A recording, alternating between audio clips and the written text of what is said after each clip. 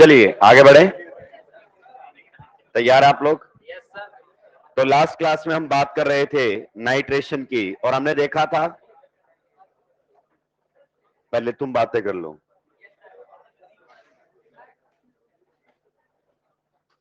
एक ब्रेक में एक दूसरे के हालचाल जान लो, पता नहीं क्या हो गया होगा। किसी को चाय मिली नहीं मिली, किसी को समोसा मिला तो चटनी नहीं मिली। पूरा दुख दर्द जान लो 5 मिनट, कोई दिक्कत की बात नहीं है। और फिर भी ना हो तो कल संडे है, रूम पे जाके पूरा दुख दर्द वो भी अपना लिख के रखेगा। अभी तो कुछ भूल जाएगा बताना, तो कल शॉर्ट नोट्स बना के रखेगा दुख दर्दों के और आपको ब्रीफ कर देगा। आगे बढ़े। चलिए, तो लास्ट क्लास में हम बात कर रहे थे नाइट्रेशन की और फिनॉल के नाइट्रेशन की चर्चाएं कर रहे थे। आप लिख चुके हैं, आप ना लिखें, वापस से टॉपिक को रिकनेक्ट करते हैं अपन। ये हमारे सामने है फिनॉल, क्लियर। जब आप रिएक्शन करवाते हैं किसके साथ? डाइल्यूट HNO3 के साथ। किसके साथ? डाइल्यूट HNO3 के साथ, क्लियर। तो बताइए, मोनो नाइट्रेशन होता है कि नाइट्रेशन एक से ज्यादा बार? मोनो, एक बार नाइट्रेशन। और मेजर प्रोडक्ट ऑर्थो से कि पैरा से? ऑर्थो से। कुछ याद आ रहा है? यहां प्लस यहां minus, there will be intramolecular hydrogen bonding, clear. तो ये ऑर्थो वाला नाइट्रेशन का प्रोडक्ट है और ये पैरा वाला। अच्छा, ऑर्थो पैरा सही क्यों, कोई बताएगा? कैसी बातें कर रहे हो सर आप, हैं? ये ग्रुप कैसा है बताइए? प्लस आर वाला, एक्टिवेटिंग इन ऑर्थो पैरा। तो H या तो ऑर्थो से हटाओगे या नॉर्मली मेजर प्रोडक्ट कहां से आता है? पक्का? क्या ये अकेला NO2 प्लस बना के दे सकता है? पक्का? बिल्कुल सही बात। तो यहां पर आपका मोनोनाइट्रेशन होगा और ऑर्थो वाला आपका क्या रहता है? Major product. अभी तक 2 बार ऑर्थो में मेजर बना है, एक तो टोलिन का जब आपने करवाया था नाइट्रेशन तब, और एक ये। तो जो जो ऑर्थो के मेजर बनेंगे लास्ट में एक बार चिपका लेंगे सो दैट अपने को याद रहेंगे, ठीक है। ये हमारे सामने बन गया था जब हम यही कंसंट्रेटेड HNO3 के साथ करवा रहे थे। किसके साथ? कंसंट्रेटेड HNO3 के साथ करवा रहे थे। तो नाइट्रेशन एक से ज्यादा बार, नाइट्रेशन एक से ज्यादा बार। यहां पर हमारे सामने फॉर्मेशन हो गया था किसका? Picric acid. पर ये बहुत अच्छे अमाउंट में नहीं बनता है पिक्रिक एसिड, पर इसकी क्या बनती है बताइए? पुअर यील्ड मिलती है। पुअर यील्ड का मतलब अमाउंट कम मिलेगा, कारण क्योंकि फिनोल का इस कंडीशन पर ऑक्सीडेशन भी हो जाता है। तो साथ में हमारे सामने क्या बन जाता है? Oxidation product. और हमने ये भी बताया था कि ऑक्सीडेशन प्रोडक्ट होता क्या है वैसे तो? ये आपके सामने बनता है पैरा बेंजोक्विनोन, बोलते हैं इसको। क्या बोलते हैं? Para benzoquinone. ये आपके सामने ऑक्सीडेशन प्रोडक्ट बन जाता है। This ring oxidises into that one. उसका कारण है रिंग के ऊपर स्ट्रॉन्ग एक्टिवेटिंग ग्रुप का लगा होना, ठीक है। चलिए, तो ये तो सारी बातें हम लास्ट क्लास में कर भी चुके थे और भी आगे बातें कर चुके थे कि क्यों स्ट्रॉन्ग एक्टिवेटिंग होता है तभी रिंग का ऑक्सीडेशन होता है, क्योंकि रिंग की इलेक्ट्रॉन डेंसिटी बहुत ज्यादा बढ़ जाती है। बाकी में रिंग का ऑक्सीडेशन नहीं होगा। इसमें एक दो पॉइंट इंफॉर्मेशन वाले और हैं, वो लिख देते हैं फिर आगे बढ़ेंगे। पहला पॉइंट लिख दीजिए, orthonitrophenol and paranitrophenol can be separated by steam distillation. Orthonitrophenol and paranitrophenol can be separated by steam distillation. Orthonitrophenol and paranitrophenol can be separated by steam distillation. ऊपर वाले रिएक्शन में जो प्रोडक्ट बने हैं दोस्तों, उनको सेपरेट किया जा सकता है। Orthonitrophenol and paranitrophenol can be separated by steam distillation. ये राक्षस तूने प्रोडक्ट सही नहीं बनाया है। Orthonitrophenol and paranitrophenol can be separated by steam distillation. अगर मैं इनका बॉइलिंग पॉइंट पूछूं, ये हमारे सामने है ऑर्थोनाइट्रोफिनॉल, ठीक है, और ये हमारे सामने है पैरानाइट्रोफिनॉल। तो बताओगे दोस्तों किसका बॉइलिंग पॉइंट ज्यादा है? ऑर्थो का कि पैरा का? पैरा का बॉइलिंग पॉइंट। MKT सर की इज्जत दांव पे थी, कुछ लोग खेल गए उनकी इज्जत के साथ, गलत आंसर दिया। इंटर वर्सेस इंट्रा, उन्होंने फेफड़े फोड़ लिए होंगे, पर आपको कोई खास फर्क? क्योंकि मैं भी तो फोड़ ही रहा हूं, इस बात का एहसास मुझे भी हो चुका है। So there is intramolecular and there will be intermolecular. आप जाएंगे हाइड्रोजन बॉन्डिंग में, बढ़िया तरीके से सर ने इसको एक्सप्लेन किया है। ठीक है, मैं आपको एक और बात याद दिला देता हूं अपने पॉइंट का जो है, इससे आप इसको भी रिलेट करके रख सकते हो। मैंने जीओसी में बताया था, अब मेरी इज्जत से खेल जाओगे आप। ऑर्थोनाइट्रोफिनोल एंड पैरानाइट्रोफिनोल, ऑर्थोनाइट्रोफिनोल एंड पैरानाइट्रोफिनोल, एसिडिक स्ट्रेंथ का ऑर्डर बता दोगे? एसिडिक स्ट्रेंथ का ऑर्डर बता दोगे? बिल्कुल सही, काफी लोगों ने सही बताया, काफी ने गलत, दोनों सेम ऑर्डर होते हैं। इंट्रामोलिकुलर हाइड्रोजन बॉन्डिंग से इसका बॉइलिंग पॉइंट भी कम होता है और इसकी एसिडिक स्ट्रेंथ भी। तो याद रखने के लिए, हालांकि इसका तो इससे कोई रिलेशन, लेकिन बॉइलिंग पॉइंट का रिलेशन है। आप जानते हैं दोनों का बॉइलिंग पॉइंट क्या है? अलग अलग। तो डिस्टिलेशन टेक्निक से सेपरेट किया जा सकता है। क्लियर? इसीलिए लिखा है डिस्टिलेशन टेक्निक कहां काम करती है? When there is difference in boiling point. अगर दो कंपाउंड्स के बॉइलिंग पॉइंट में डिफरेंस है तो उन्हें हम सेपरेट कर सकते हैं with the help of distillation technique. Plus one में पढ़ी थी, प्लस वन में आती है सब्लिमेशन, डिस्टिलेशन, क्रिस्टलाइजेशन है। ओ मैं भूल गया, कॉमर्स एंड आर्ट्स। ओके चलिए, तो मैं बताऊंगा, परेशान होने की जरूरत। तो ये तो मेन पॉइंट है कि स्टीम डिस्टिलेशन क्यों काम करता है, due to difference in boiling. और ये इससे इसको याद रख सकते हो कि दोनों का ऑर्डर क्या आता है? सेम। जल्दी सुलटाइए, क्वेश्चन नंबर कहां तक पहुंच गए थे हम? 14 पहुंच गया था। क्वेश्चन नंबर 15,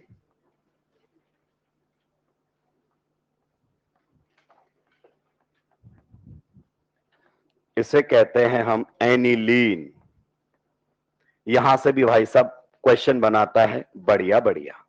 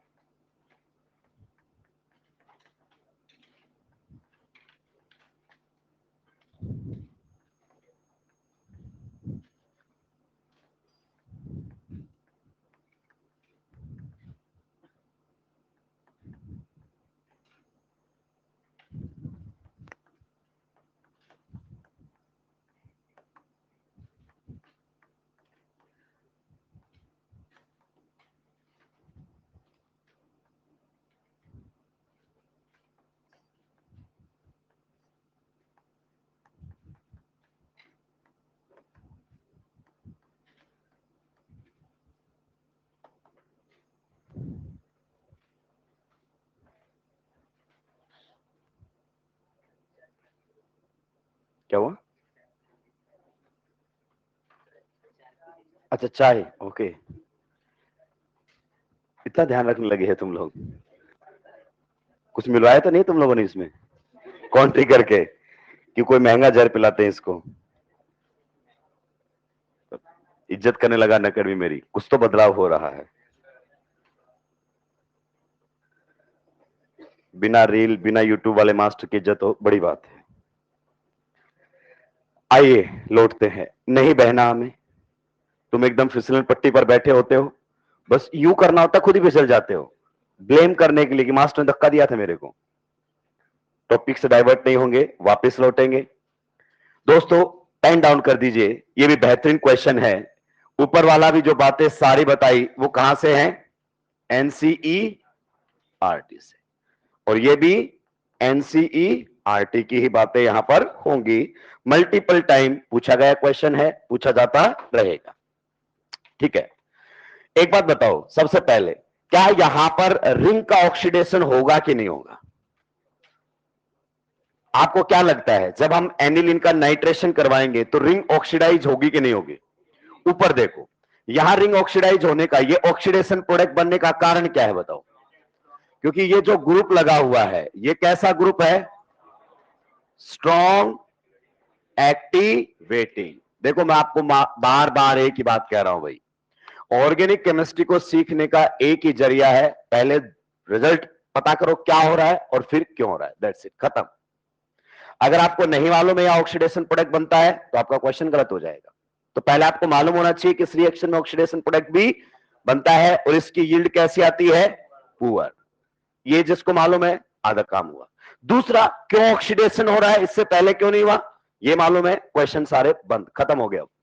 तो आपके सामने एज इट इज क्वेश्चंस दिखाई देते हैं। केमिस्ट्री में बदलाव नहीं होता है। दिक्कत ये होती है कि हम चीजों को पहले से जानते ही नहीं है। जानते हैं तो बहुत आसान है केमिस्ट्री, क्लियर। आइए, तो यहां पर भी आप बताओ, NH2 की अगर अपन बात करें तो भाई ये तो स्ट्रॉन्ग एक्टिवेटिंग है कि नहीं है, स्ट्रॉन्ग एक्टिवेटिंग। इनफैक्ट ये तो OH से भी ज्यादा एक्टिवेटिंग है। अगर मैं आपसे पूछना चाहूं एक्टिवेटिंग नेचर दोनों का, activating nature, then you will say what, NH2 is even more activating than OH। अरे प्लस आर किसका ज्यादा लगेगा, NH2 का ही तो लगेगा। तो ये भी रिंग पर भयंकर इलेक्ट्रॉन डेंसिटी फेंक रहा है, किससे, अपने प्लस आर से, और जिसकी वजह से रिंग पर इलेक्ट्रॉन डेंसिटी बढ़ेगी तो रिंग ऑक्सीडाइज होना शुरू हो जाएगी। क्यों, अरे तो यहां पर भी तो लेकर चल रहे हो ना, किसको, HNO3 which is an oxidising agent. तो रिंग का ऑक्सीडेशन होना तो तय है। तो ये देखो लिखा हुआ, क्या बनेंगे यहां पर, ऑक्सीडेशन प्रोडक्ट, क्लियर। क्या, जैसे यहां लिखा, इनको लिखने की जरूरत नहीं है, बस ये पता होना चाहिए ऑक्सीडेशन प्रोडक्ट बनते हैं, कौन से बनते हैं आपसे पूछता भी नहीं है। इसी को एनसीईआरटी ने लिखा है पेरी ऑक्सीडेशन प्रोडक्ट्स। अब आते हैं इधर, अगर नाइट्रेशन हो तो बताओ इस ग्रुप का कैसा इफेक्ट है, प्लस आर, और प्लस आर से बताओ एक्टिवेटिंग एन ऑर्थो पैरा, इन दोनों की कॉम्बिनेशन से मुझे क्या मिलेगा, NO2। अगर यहां पर रिएक्शन करवाएं तो बताइए प्लस आर है तो या तो H कहां से हटाओगे, ऑर्थो से, या कहां से हटाओगे, इज इट क्लियर और नॉट। तो ये ऑर्थो से हटा दिया और ये पैरा से। अच्छा एक बात बताओ, क्या मेटा पर रिएक्शन होती ही नहीं है, यू से the group is ortho para directing, means ortho and para ज्यादा बनेगा एज कंपेयर टू मेटा। ये टेक्निकली आप समझाना चाहते हैं वहां पर, ठीक है। पर यहां पर और भी लोचा है, क्लियर। इधर देखिए, इसका जो अमाउंट बनता है वो अप्रोक्सीमेटली 2% के आसपास होता है। किसके आसपास होता है, 2% के आसपास होता है। इसका जो अमाउंट बनता है वो अप्रोक्सीमेटली 51% के आसपास होता है, और ये जो बनता है ये अप्रोक्सीमेटली 47% के आसपास होता है। टोटल 100% हो गया नाइट्रेशन का, टोटल 100% हो गया क्या। पहली बात, you have to remember this data also, बहुत इंपॉर्टेंट डेटा है। आपके दिमाग में एक बात तो ये आएगी कि सर 100% हो तो गया, फिर वो क्या बनाया है आपने। अरे मेरे भाई ये तो नाइट्रेशन का बताया है। मान लो आपने कितने मोल लिए हैं, 10 मोल, किसके, एनिलीन के। 10 में से मान लो आपके 6 मोल का नाइट्रेशन हो गया, क्या हो गया, 6 मोल का नाइट्रेशन। तो 6 मोल में से कितना ऑर्थो वाला बना है, कितना पैरा वाला बना है, कितना मेटा वाला। नाइट्रेशन प्रोडक्ट का परसेंटेज है ये, ओवरऑल प्रोडक्ट का परसेंटेज, जहां नाइट्रेशन हुआ उन्हीं का परसेंटेज बताया गया है। इस परसेंटेज में ये इंक्लूडेड नहीं है। पहले पॉइंट आपको क्लियर हुआ। अब इस डेटा को देखकर कुछ बातें आपके दिमाग में आ रही हैं क्या, एक सरप्राइजिंग बात हमें दिख रही है। ग्रुप कैसा है आपका, plus R, activating and ortho para, exactly. तो क्या मेटा बनना आपके लिए दिक्कत की बात है, no no no no, meta बनने दो। इतना ज्यादा बनना हमारे लिए दिक्कत की, सर अगर आप देखो तो ऑर्थो से तो ज्यादा ही बन रहा है, और लग पैरा के भी बराबर आ रहा है ये तो इसको तो समझाना पड़ेगा कि इतना ज्यादा ये पूछता है। और ये एनसीईआरटी ने दिया है दोस्तों, मैं आपको बता दूं, जेई एडवांस में क्वेश्चन फ्रेम क्या, ये अमीन्स चैप्टर मिलेगा 12th के अंदर, ठीक है। इससे उसने पूरा चैप्टर घुमा दिया। जेई एडवांस में आप देखोगे ना, ए से बी, बी से सी, सी से डी, डी से ई, ई से एफ, ऐसे क्वेश्चंस पूछता है। और बीच में एक तार आपका कट गया तो आगे का कोई क्वेश्चन बनेगा ही, उसी में फिजिकल भी घुसा देता है मॉल लगा के। तो बढ़िया क्वेश्चन फ्रेमिंग करता है, यहां से बनाया हुआ है। तो जेई ने क्या किया, इसको एक्स बोला, इसको वाई बोला, उसको जेड बोला, और उनके नीचे परसेंटेज लिख दी। क्या लिख दी, this percentage is given in NCERT. तो आपको यह ध्यान रखना है कि यहां पर मेटा अच्छा खासा बना है, और ये मेटा बनने का कारण अभी मैं आपको समझाऊंगा। पहले आप लिख दीजिए, मैं आगे बढ़ूंगा परसेंटेज के साथ समझाऊंगा। मेटा क्यों बन रहा हूं समझाऊंगा। टेरी ऑक्सीडेशन प्रोडक्ट्स को, मतलब डिफरेंट ऑक्सीडेशन प्रोडक्ट बनते हैं।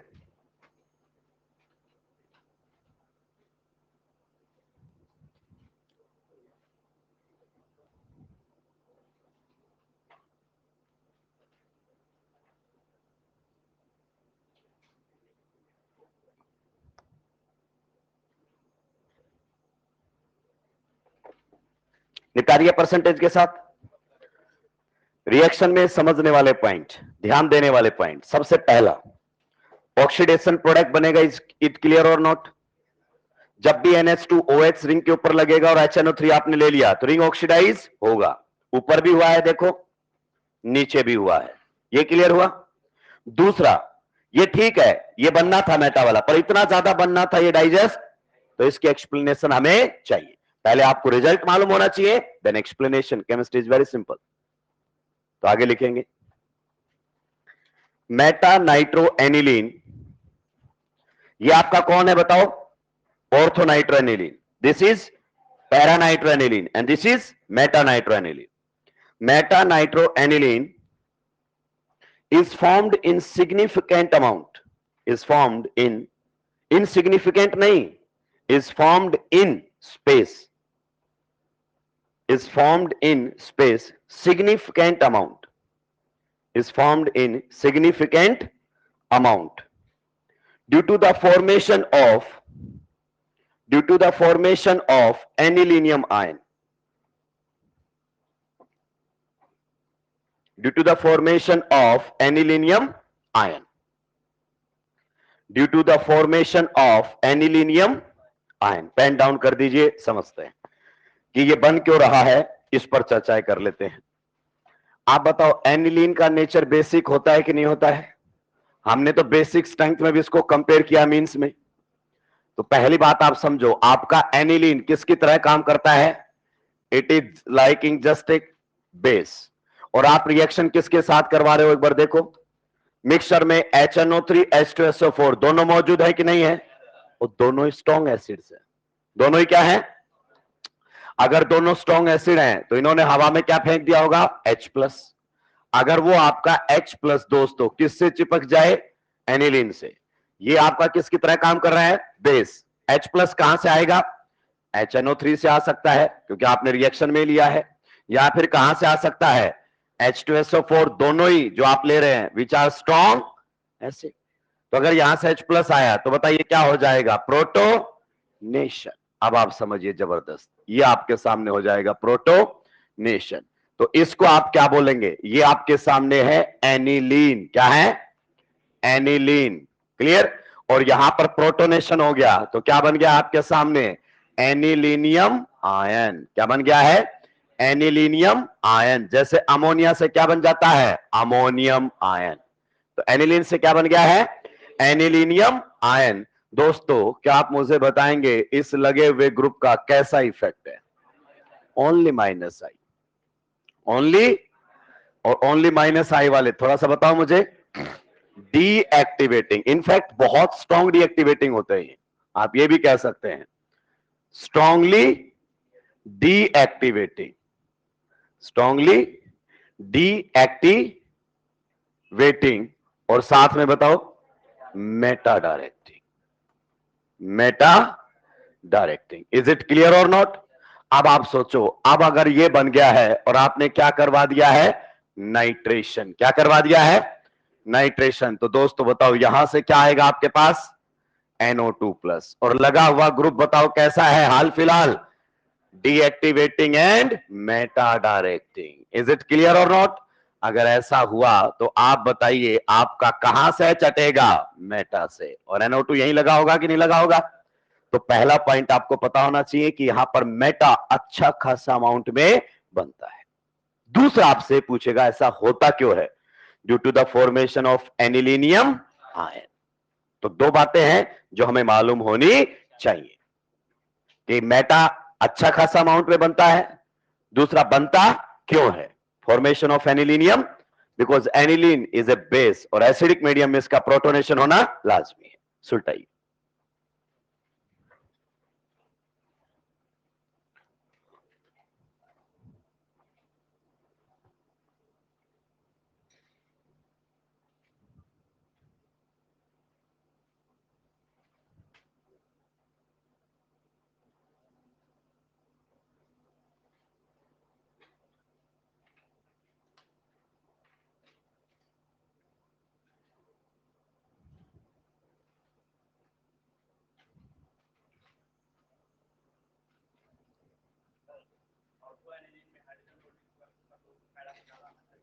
किसका? ऑर्थो का मैंने बताया, मेजर बनने का कहीं रीजन आपको बताया। टॉलिन में क्यों बना? वहां तो हाइड्रोजन बॉन्डिंग, वो आपको एक याद रखने का जरिया बताया है।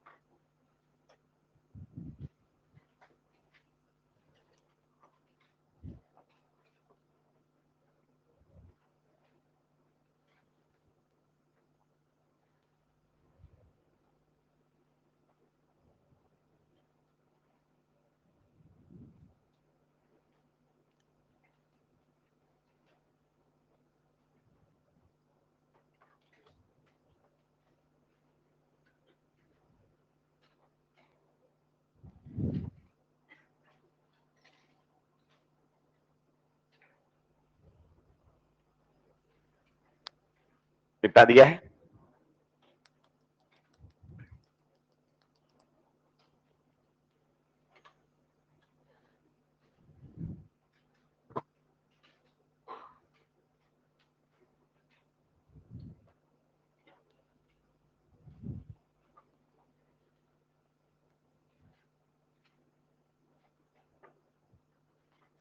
अब निपटा दिया है। पहला पॉइंट, एनिलीन के नाइट्रेशन में मेटा नाइट्रो एनिलीन अच्छी अमाउंट में बनता है, क्या आप जानते हैं? क्यों? Due to the formation of anilinium. That's it, simple. मालूम है तो क्वेश्चन हो जाएगा, नहीं मालूम है तो क्वेश्चन नहीं होगा। यही है chemistry.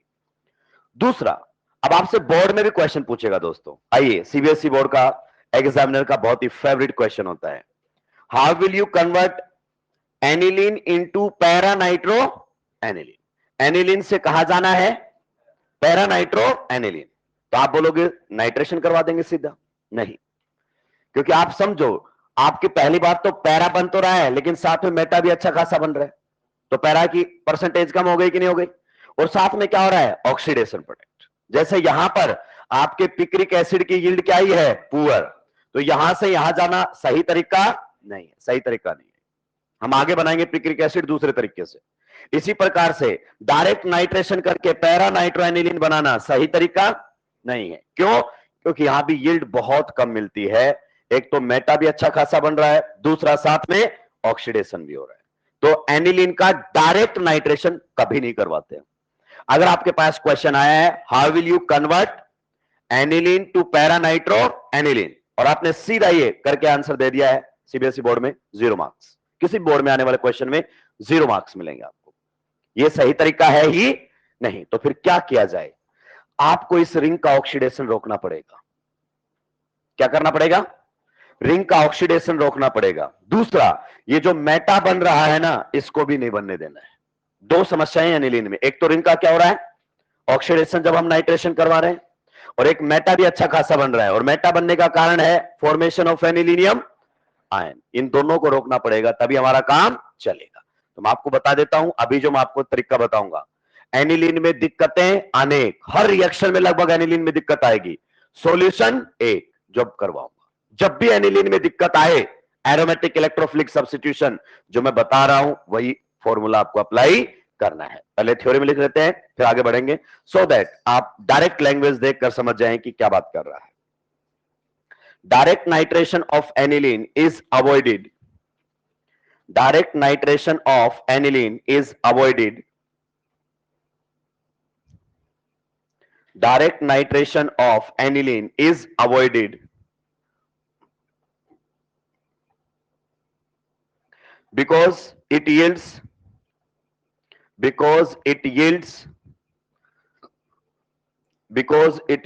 terioxidation products, because it yields TARRY, different, because it yields terioxidation products in addition to the nitro derivatives, because it yields terioxidation products in addition to the nitro derivatives, in addition to the nitro derivatives। क्या इस line का मतलब समझे? ये कह रहा है ortho nitro aniline, para nitro aniline और मेटा नाइट्रो एनिलीन के साथ साथ क्या बनते हैं? ऑक्सीडेशन प्रोडक्ट्स भी बनते हैं। ये नाइट्रो डेरिवेटिव है, NO2 ग्रुप लगा हुआ है। ये साथ में टेरी ऑक्सीडेशन प्रोडक्ट देता है, तो डायरेक्ट नाइट्रेशन आपको नहीं करवाना चाहिए। इज इट क्लियर और नॉट? फुल स्टॉप के बाद लिखेंगे however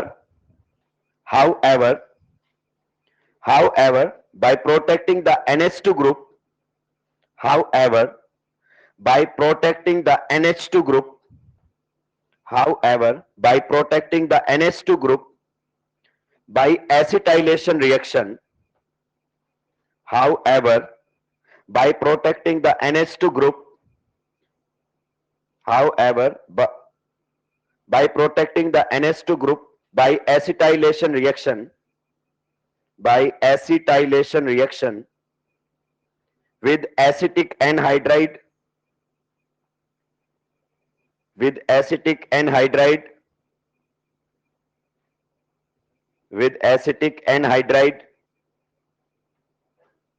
the nitration reaction can be controlled.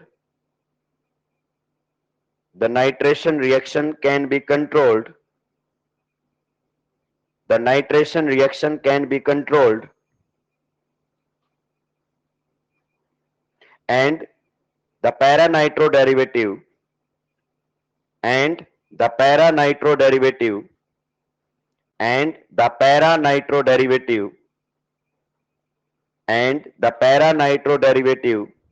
be obtained as the major product. And the para-nitro derivative can be obtained as the major product. Para-nitro derivative can be obtained as the major product. Pen down, समझेंगे क्या language लिखवाई है। ध्यान से देखो, आपके पास question ऐसे आएगा कि एनिलीन से आपको क्या बनाना है? Para nitro aniline. एनिलीन से क्या बनाना है? Para nitro aniline. यहां पर NO2 ग्रुप, इसको क्या बोलेंगे दोस्तों? इसको बोलेंगे पैरा नाइट्रो एनिलीन। अब थोड़ा सा दिमाग दौड़ाओ, अगर मैं देखूं तो रिएक्शन में हुआ क्या है? यहां से किसको हटाया गया है? H को, और उसकी जगह क्या लगा दिया गया है? NO2। क्या आप ये रास्ता जानते हैं रिंग पर NO2 ग्रुप लगाने का? नाइट्रेशन कहते हैं इसे। क्या कहते हैं? HNO3H2SO4 के साथ रिएक्शन। लेकिन डायरेक्ट अगर आपने करवा दिया, you will gate 0 marks, even in board 0 marks. मतलब आपसे पूछेगा कि बताइए यहां से यहां जाने का क्या रास्ता है? यहां से यहां जाने का मतलब ये मेन प्रोडक्ट के फॉर्म में बनना चाहिए, मेन बनना चाहिए। तो एक रास्ता तो आप क्या अपनाएंगे? एक रास्ता आप अपनाएंगे कि सर मैं तो सीधा ही क्या डालूंगा इसमें? कंसंट्रेटेड HNO3 और साथ में कंसंट्रेटेड H2SO4, क्योंकि मैं तो पढ़कर आया हूं, इससे क्या हो जाता है? Nitration, and will get the desired product. But this is the wrong path. ये नहीं करना आपको। कारण, क्योंकि ऐसा करने से रिंग का ऑक्सीडेशन भी होगा। आप जानते हैं स्ट्रॉन्ग एक्टिवेटिंग ग्रुप HNO3 मौजूद है, तो ये आपका पूरी यील्ड में आता है। तो फिर क्या करें? तो रिएक्शन में आपको क्या सजेशन दिया गया है बताइए? आपको सजेशन दिया गया है कि पहले आप क्या करवा लें? एसिटाइलेशन करवा लें। क्या करवा लें? एसिटाइलेशन। एसिटिक एनहाइड्राइड की प्रेजेंस में करवा सकते हो, या फिर आप एसिटाइल क्लोराइड के साथ भी करवा सकते हो। दोस्तों ये वाली रिएक्शन अभी आपको समझ में नहीं आएगी, क्योंकि रिएक्शन कहां की है? आगे की, और हम एनसीईआरटी की रिदम में चल रहे हैं। तो बस आपको ऐसा लिख के छोड़ना है, जब आप एनिलीन की रिएक्शन एसिटिक एनहाइड्राइड के साथ या एसिटाइल क्लोराइड के साथ करवाओगे, तो जितने एरो में बना रहा हूं बस वैसे बना के छोड़ देना है। ये अटैक करेगा, ये यहां से निकल जाएगा। क्लियर? SNAE मैकेनिज्म यहां पर आपको होता हुआ दिखेगा। आप नहीं जानते अभी SNAE क्या है? क्या सर हम जान पाएंगे? बिल्कुल, आप आखिरी में जाओगे तो आपको साफ साफ पता चलेगा SNAE क्या है। तो आपसे पूछूंगा नहीं जब तक ये पढ़ा नहीं दूंगा, पर जब पूरा पढ़ लेंगे तब तो समझ में आ ही जाएगा। तो रिएक्शन होगी, और रिएक्शन कुछ इस तरीके से होगी कि एनिलीन से H हट जाएगा। क्या बोला मैंने? एनिलीन से H हट जाएगा, और यहां पर कौन सा ग्रुप आ जाएगा? Acetyl group. क्या ग्रुप आ जाएगा? एसिटाइल। दोस्तों ध्यान से सुनो, RCO ग्रुप क्या है? RCO group. हम इसे कौन सा ग्रुप बोलते हैं? असाइल। ये ग्रुप कहीं पर जाकर लग जाए उसे हम क्या बोलते हैं? असाइलेशन।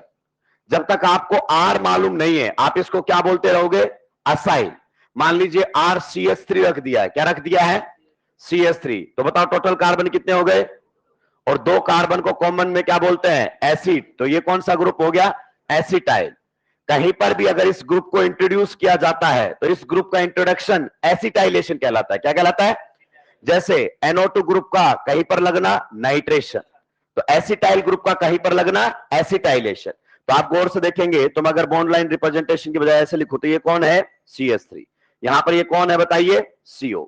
यहां पर आपके सामने CO, और ये भी कौन है? CH3। तो आप गौर से देखिए, ये आपका जो एसिटाइल ग्रुप है, ये रहा एसिटाइल ग्रुप, ये रिंग के ऊपर आकर लग गया है। ये कौन सा ग्रुप है बताइए? Acetyl group. इसे हम कहते हैं एसिटाइलेशन। यहां से यहां तक का प्रोसेस अभी आपको समझ में नहीं आएगा। जब आप ऐसे नहीं पढ़ेंगे आपको दो कोड़ी का नजर आएगा। ठीक है, ये हमने कर दिया है एसिटाइलेशन। इस बने हुए प्रोडक्ट का नाम भी होता है, इसे बोलते हैं हम एसिटानिलाइट। एसिटानिलाइट मैंने बताया भी है बेसिक स्ट्रेंथ के अंदर, कंपैरिजन के अंदर। ये बन गया है। पहले हमने क्या किया कि यहां से चटाकर कौन सा ग्रुप लगा दिया है? Acetyl group. अब इसका फायदा क्या हुआ है, आइए समझते हैं फायदा क्या हुआ है। एक आपके सामने है एनिलीन। क्या है? एनिलीन। ध्यान से देखिए, ये हमारे सामने है एनिलीन, और एक एनिलीन का H हटा दिया है नाइट्रोजन से, और कौन सा ग्रुप लगा दिया है आपने? एसिटाइल। ये ग्रुप लगा दिया है एसिटाइल। ध्यान से सुनते जाइए दोस्तों, बढ़िया क्वेश्चन फ्रेमिंग करेगा नीट भी। इसे हम बोल रहे हैं क्या? एनिलीन। और इसे हम क्या बोल रहे हैं? एसिटानिलाइट। ठीक है, नाम धीरे धीरे याद हो जाएंगे, परेशान मत होइएगा। मैं पूछ रहा हूं दोनों में से एक क्वेश्चन आपसे, electron density on benzene. Electron density on benzene, किस में इलेक्ट्रॉन डेंसिटी बेंजीन पर ज्यादा है? या फिर आप यह भी पूछ सकते हैं, nucleophilicity, nucleophilicity of benzene, nucleophilicity of benzene. दोस्तों प्लीज गलत जवाब मत दीजिए, सोच समझकर जवाब दीजिए। कौन सी रिंग पर इलेक्ट्रॉन डेंसिटी ज्यादा है? देखो, पहले वाले पर बिल्कुल सही जवाब दिया आपने। आप देख पा रहे होंगे यहां पर ये लोन पेयर केवल और केवल किसके साथ रेजोनेंस कर रहा है? रिंग को पागल कर देता है, इतनी इलेक्ट्रॉन डेंसिटी रिंग पर बढ़ाता है कि रिंग का ऑक्सीडेशन हो जाता है HNO3 की वजह से। हमने क्या किया? हमने किया इस नाइट्रोजन के लोन पेयर को थोड़ा डाइवर्ट कर दिया। इधर देखो, ये नाइट्रोजन का लोन पेयर क्या अभी भी रिंग के साथ रेजोनेंस कर रहा है? यस, अभी भी रिंग पर इसका प्लस आ रही है, लेकिन अब इसका प्लस आर कम हो गया। क्यों? क्योंकि यही लोन पेयर अब इसके साथ भी तो करने लग गया है रेजोनेंस।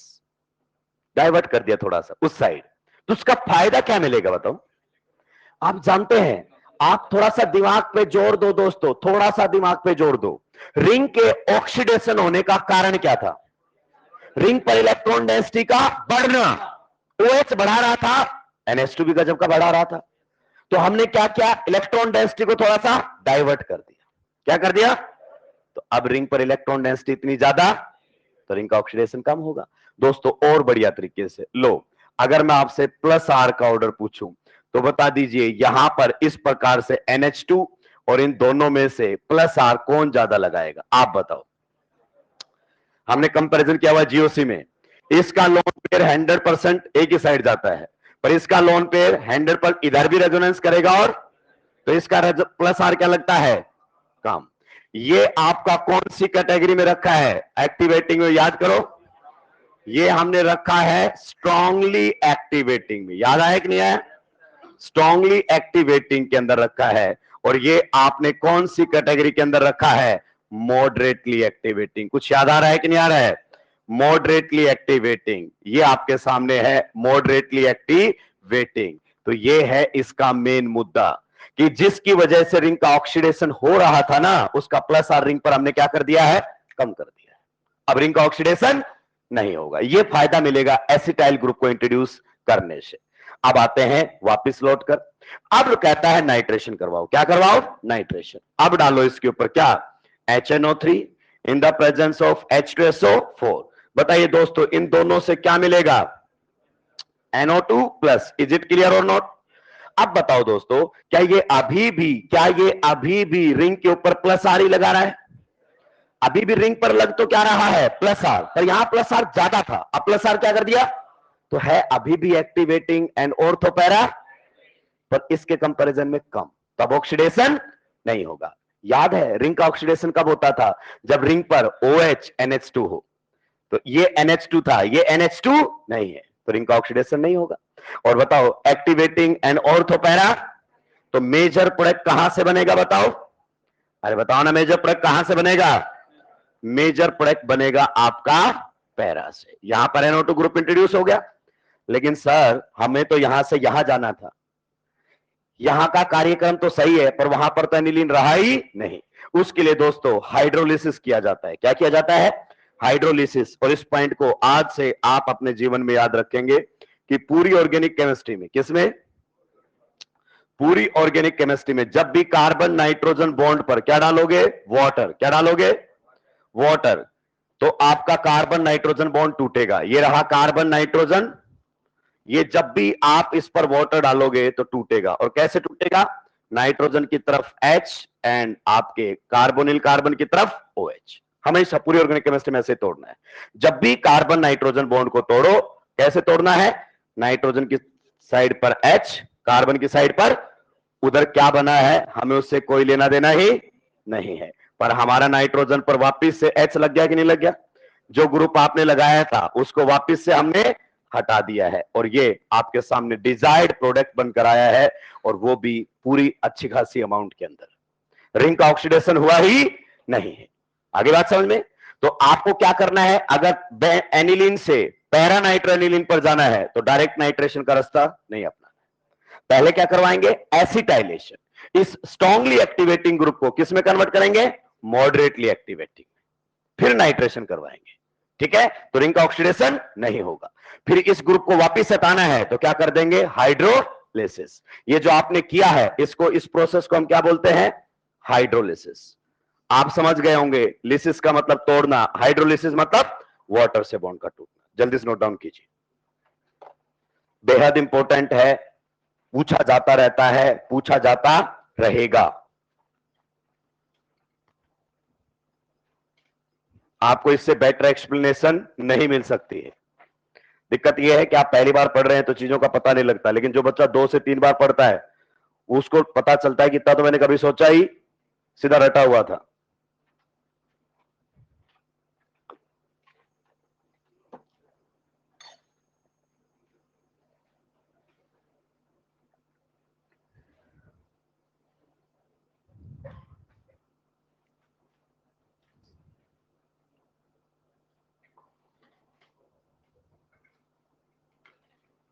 ऐसा नहीं क्या है, नहीं सोचना है, यह भी नहीं चमकेगा।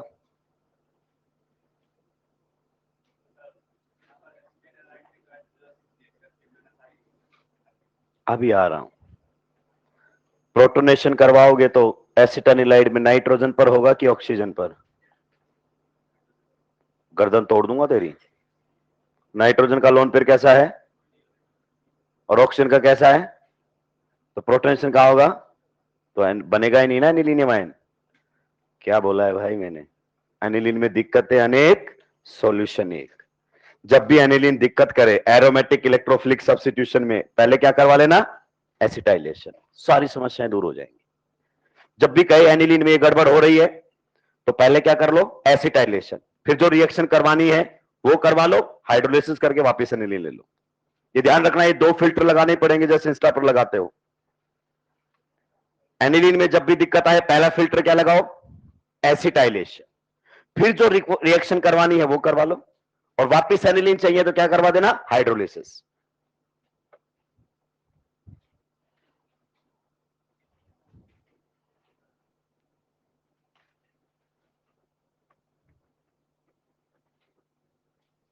जल्दी जल्दी सुलटाओ दोस्तों।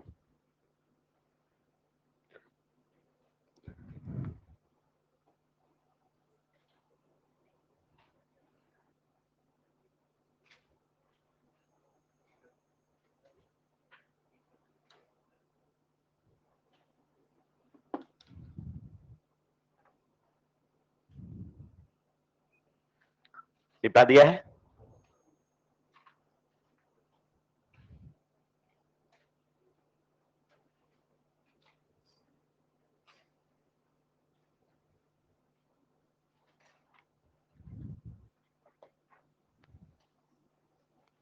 इस वाले ग्रुप को मैं फिर से लिख देता हूं अच्छे से।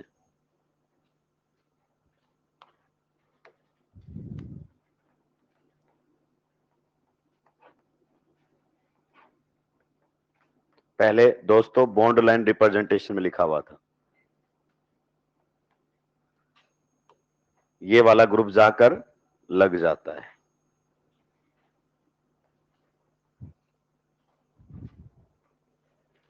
इसमें भी ये यही है, CH3CO। तो यहां से Cl लट जाता है, यहां से ये वाला लट जाता है। एनिलीन में दिक्कतें अनेक, सॉल्यूशन एक। जब भी एनिलीन एरोमेटिक इलेक्ट्रोफिलिक सब्स्टिट्यूशन में दिक्कत करे, और दिक्कत करेगा NH2 की वजह से ही, यहां भी NH2 ने रायता फैला है क्योंकि स्ट्रॉन्ग एक्टिवेटिंग रिंग ऑक्सीडाइज हो रही है, आगे भी रायता फैलाएगा। और जब भी NH2 रायता फैलाएगा तो इसको स्ट्रॉन्ग एक्टिवेटिंग से किस में कन्वर्ट कर लेंगे, मॉडरेटली एक्टिवेटिंग। सारी समस्याओं का समाधान यही है।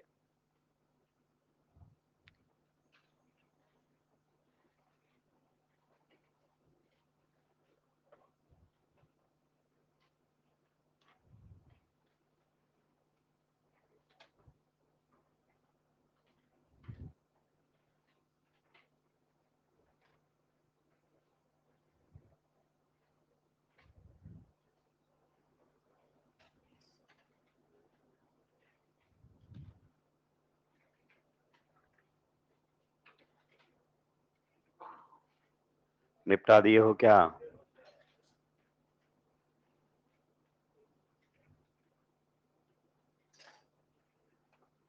आपको और थोड़ा सा मैं अवगत करा दूं कि 2025 से पहले नीट का पेपर हल्का होता था, केमिस्ट्री का, CBSE बोर्ड का अच्छा होता था। जी हाँ, CBSE बोर्ड अच्छे क्वेश्चंस पूछता, नीट को तो कुछ पूछ ही नहीं रहा था। 2025 में मैं बता दूं, लोग कहते हैं फिजिक्स आया नीट में, फिजिक्स आया, CBSE बोर्ड का उठा के देखना 2025 का, पूरा IIT PY की सुलटाए थे, रो रहे थे सारे के सारे मास्टर, वहां भी नीट वालों से ज्यादा रो रहे थे। हाँ, क्योंकि आजकल एक नया कार्यक्रम चलता है, पेपर लीक करेंगे। आइए दोस्तों, सुबह 6 बजे पेपर लीक, वो सीरीज चलती है बोर्ड एग्जाम से पहले, पेपर लीक। CBSE को भी दिल पे लग गया कि ये ले तू लीक तो सोल्व करके दिखा देना। मतलब मास्टरों की हालत खराब, इतनी हालत खराब कर दी थी बेहद। बच्चों को पहले थोड़ा सा आइडिया दे दिया था, जो नीट को भी सरफेस लेवल पर पढ़ रहे थे ना, उनसे नहीं बने थे, बोर्ड के क्वेश्चन नहीं बने थे नीट वालों से। इतना तगड़ा पेपर बनाया था CBSE ने भी, हालांकि पास अच्छे खासे किए हैं। वो ग्रेस मार्क्स दे रहे थे, उनको पता है कि 2 आ रहे हैं तो 20 कर दो। ऐसा ही है ना, जो चेक कर रहा होगा उसके पास पहले से सॉल्यूशन होगा, उसे देख देख के। इस तरीके का पेपर था। आपको यकीन नहीं आता तो एक बार डाउनलोड करना CBSE पेपर 2025 का, बढ़िया। अभी आप पढ़ चुके हो ना, फिर भी गारंटी से कहता हूं क्वेश्चन नहीं होंगे। आगे बढ़े, लिख दीजिए। तो ये सबसे ज्यादा परेशानी का कारण तो बन रहे हैं ये ऑनलाइन वाले, व्यू बटोरने के चक्कर में कुछ भी बोल देते हैं, और जो एग्जामिनर ने अगर गलती से देख लिया और उसके दिल पे लग गया कि बेटा बाकी हो जाए, तेरे से तो नहीं होगा, तू कर पेपर लीक।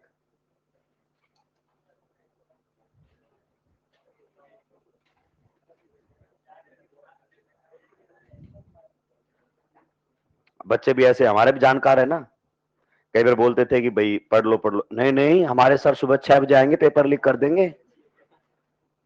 गजब, कम से कम लोगों को गलत भ्रमित तो मत कीजिए।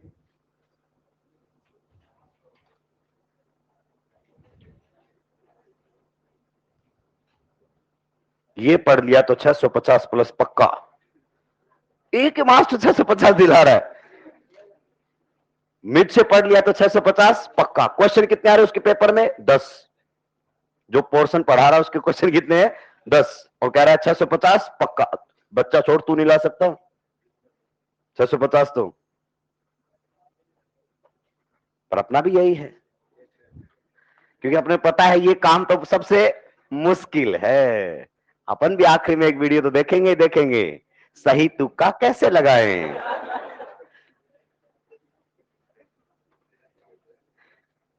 क्योंकि ये मेहनत वाला काम है ना, इसको तो सब अवॉइड करेंगे कि चलो अब तुक्का लगाना सीखते हैं। और इतना भी दिमाग नहीं हमारे अंदर कि जो बता रहा है वो खुद ही फॉर्म भर के बैठ जाए ना। जो कह रहा है सही तुक्का कैसे, एज लिमिट तो है ही नहीं। सीबीएसई एनटीए ने कह रखा कि बुढ़ापे तक डॉक्टर बनने का मौका दे रहे हैं आपको।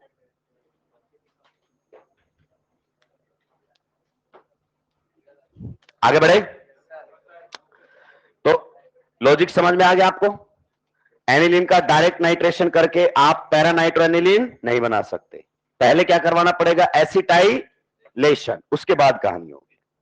और यह भी समझ में आना चाहिए कि इसने किया क्या है, इसने स्ट्रॉन्ग एक्टिवेटिंग ग्रुप को किस में कन्वर्ट कर दिया है, मॉडरेटली एक्टिवेटिंग, ताकि रिंग का ऑक्सीडेशन ना हो। यह आपको हर जगह करना पड़ेगा। जब भी एनिलीन दिक्कत दे यही फॉर्मूला अप्लाई कर देना, पहले एसिटाइलेशन, फिर जो रिएक्शन करवानी है वो, और फिर बाद में हाइड्रोलिसिस करके वापस एनिलीन। ठीक है, चलिए आगे बढ़ते हैं। नेक्स्ट हेडिंग लगाएंगे sulphonation of benzene and substituted benzene. दूसरे नंबर की रिएक्शन आ रही है दोस्तों, sulphonation, sulphonation of benzene and substituted benzene, sulfonation of benzene and substituted benzene, sulfonation of benzene and substituted benzene। Heading लगाकर पेन डाउन कर देंगे दोस्तों।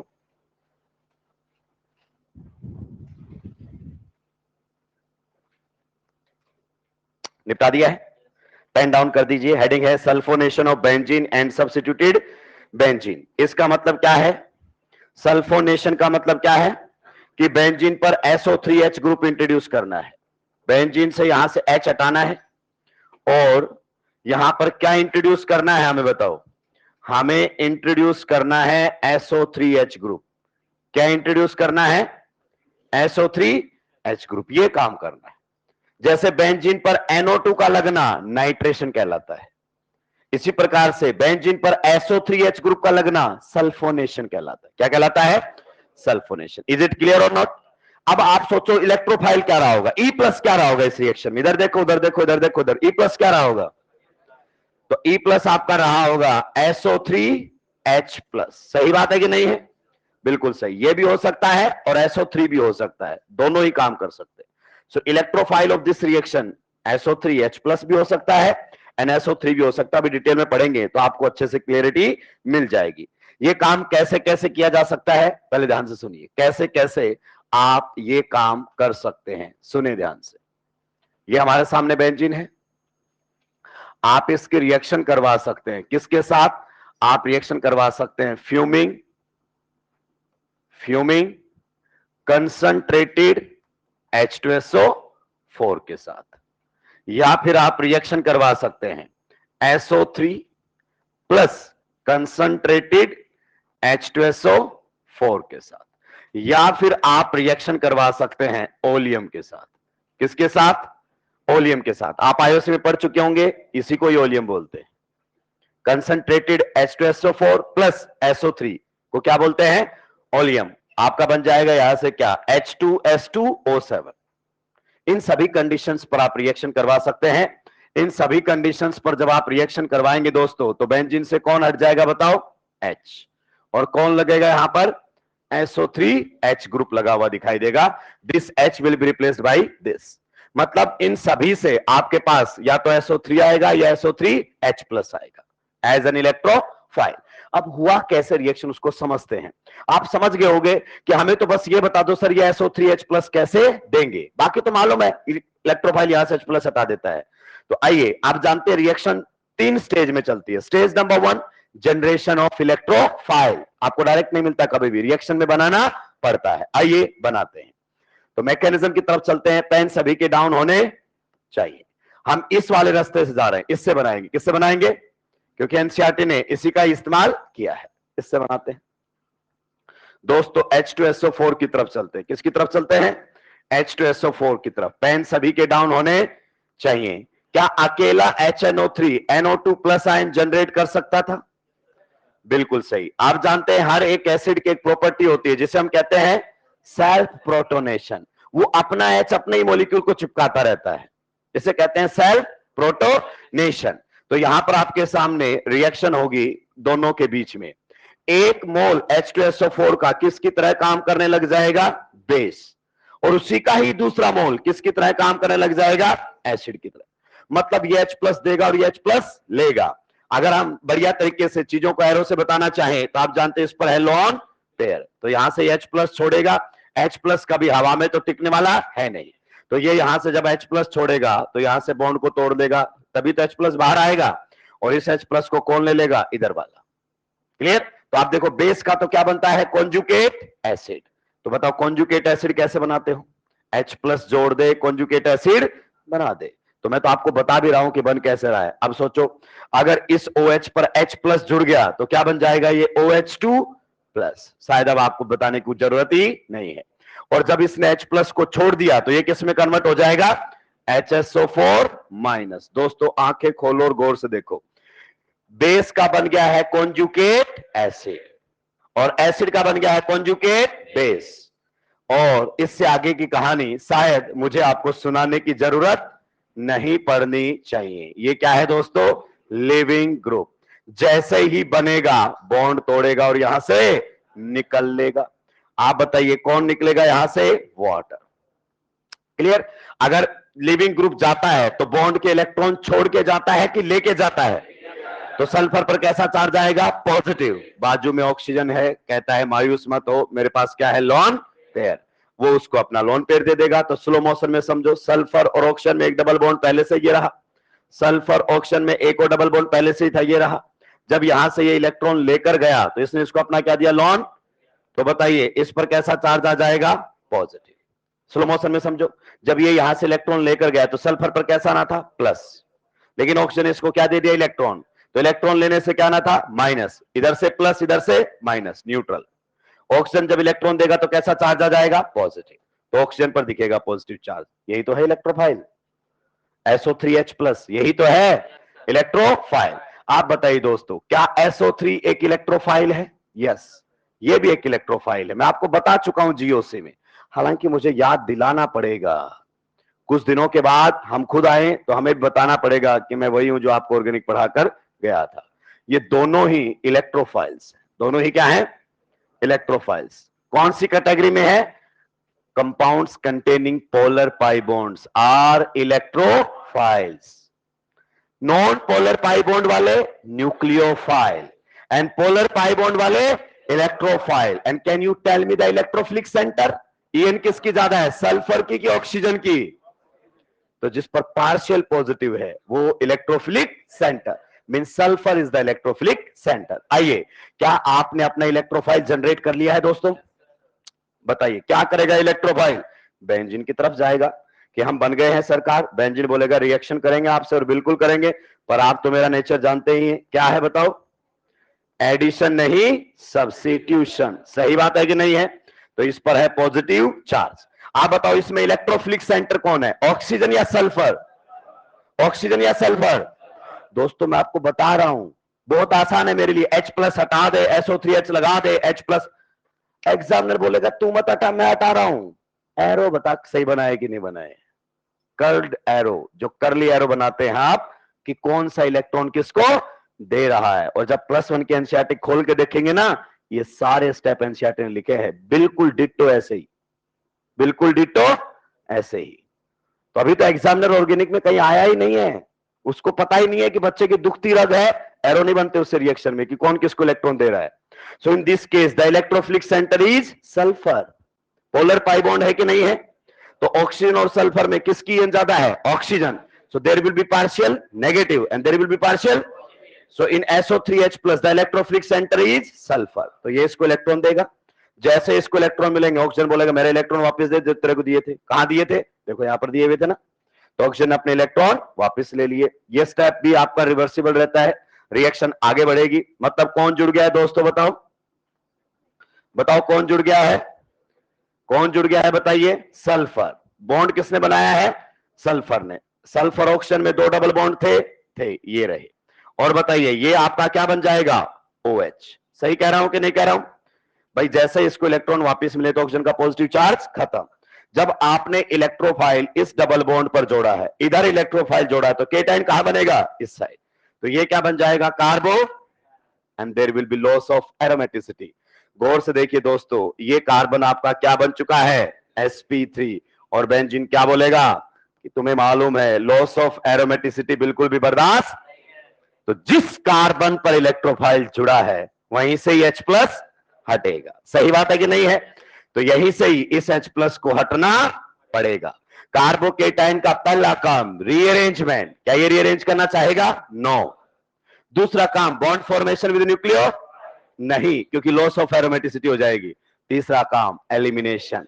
कैसे करता है? जिस कार्बन पर पॉजिटिव चार्ज, उसके बाजू वाले sp3 से H प्लस हटा दो, डबल बॉन्ड, तो फ्री H प्लस तो कभी एग्जिस्ट करता ही। बात तो सही है। तो फ्री H प्लस को एग्जिस्ट भी क्यों करने देंगे? यहां पर कौन है? HSO4 minus. ये जो आपने लिया हुआ था, ये बोलेगा कि H प्लस को इधर आ जा, परेशान होने की जरूरत नहीं है, और आपके सामने प्रोडक्ट बनता हुआ दिखाई देगा। बताइए कौन लग जाएगा? SO3H। This is the reaction. Reaction का स्टेज समझो। Stage number 1, stage number generation of electro, ये जनरेट हो गया। Stage number 2, addition of the electrophile on benzene, formation of sigma complex. Stage number 3, removal of H plus and gain of aromaticity. NO2 के साथ भी ऐसे reaction किया था, SO3H plus के साथ भी। एग्जैक्टली रिएक्शन करने का तरीका क्या है? छापी।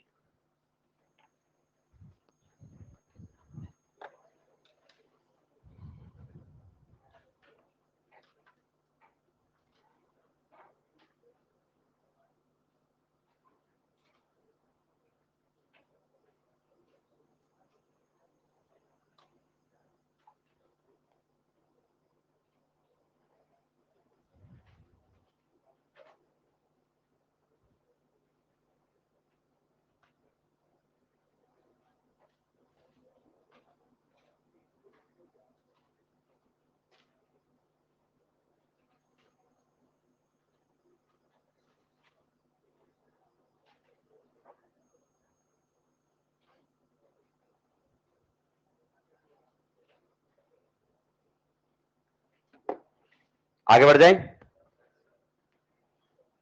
लीजिए,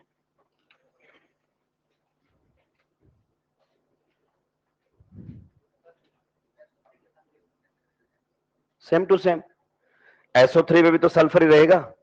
ये करेगा अटैक, ये बॉन्ड ऐसे टूटेगा, कैसा चार्ज आ जाएगा? नेगेटिव। तो जो H प्लस हटेगा उसको ऑक्सीजन धर लेगा, तो SO3H ही बन जाएगा। जल्दी जल्दी निपटाइए। आपको पूरा मैकेनिज्म रटने की जरूरत नहीं है। अब आपके दिमाग में क्लियरिटी है कि फ्यूमिंग कंसंट्रेटेड H2SO4 क्या बना कर देगा? SO3H plus, generation of electrophile. कभी आप भूल जाएं कि कैसे SO3H प्लस बनता है, तो मैकेनिज्म आपके सामने।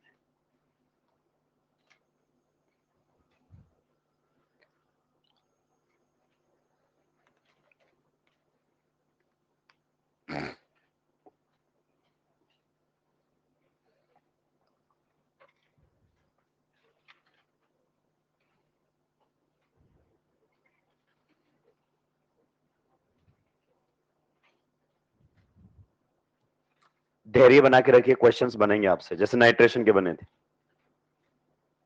सिंपल वाले तो बने जाएंगे एटलीस्ट।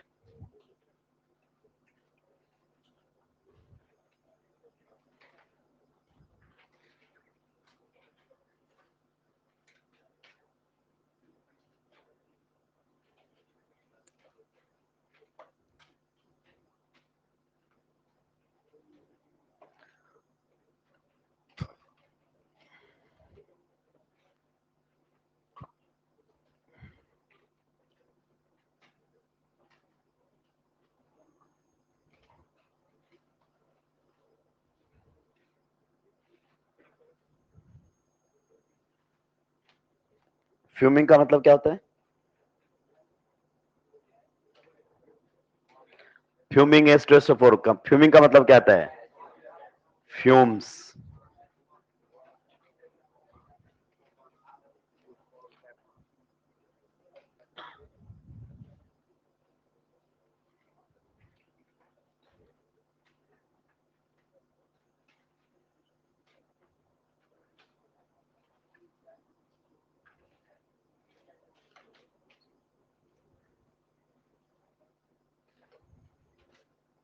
जल्दी जल्दी निपटा दे दोस्तों।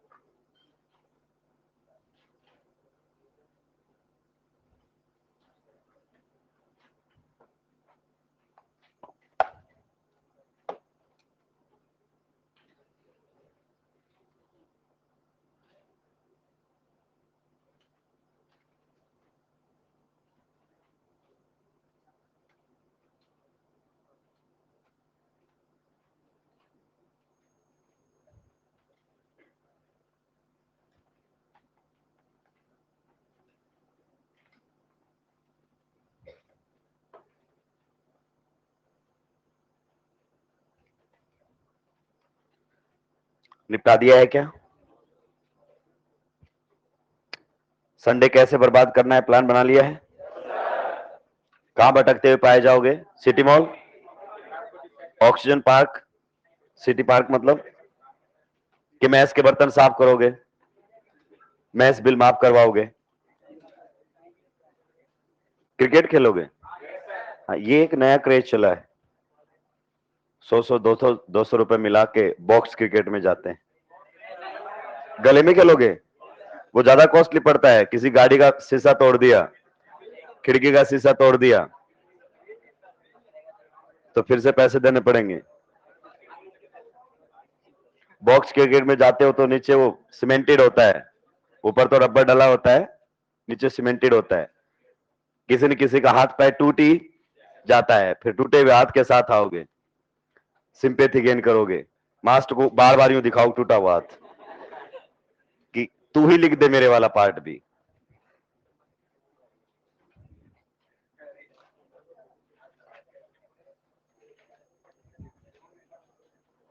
निपटा दिया है क्या?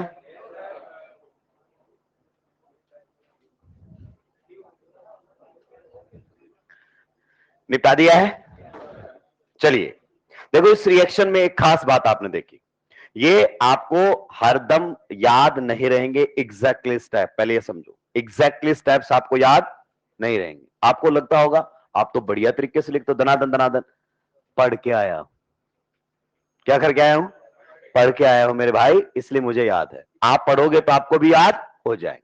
पर हां, आपको यह समझ में आ गया कि बताओ यहां से क्या मिलेगा? SO3H+।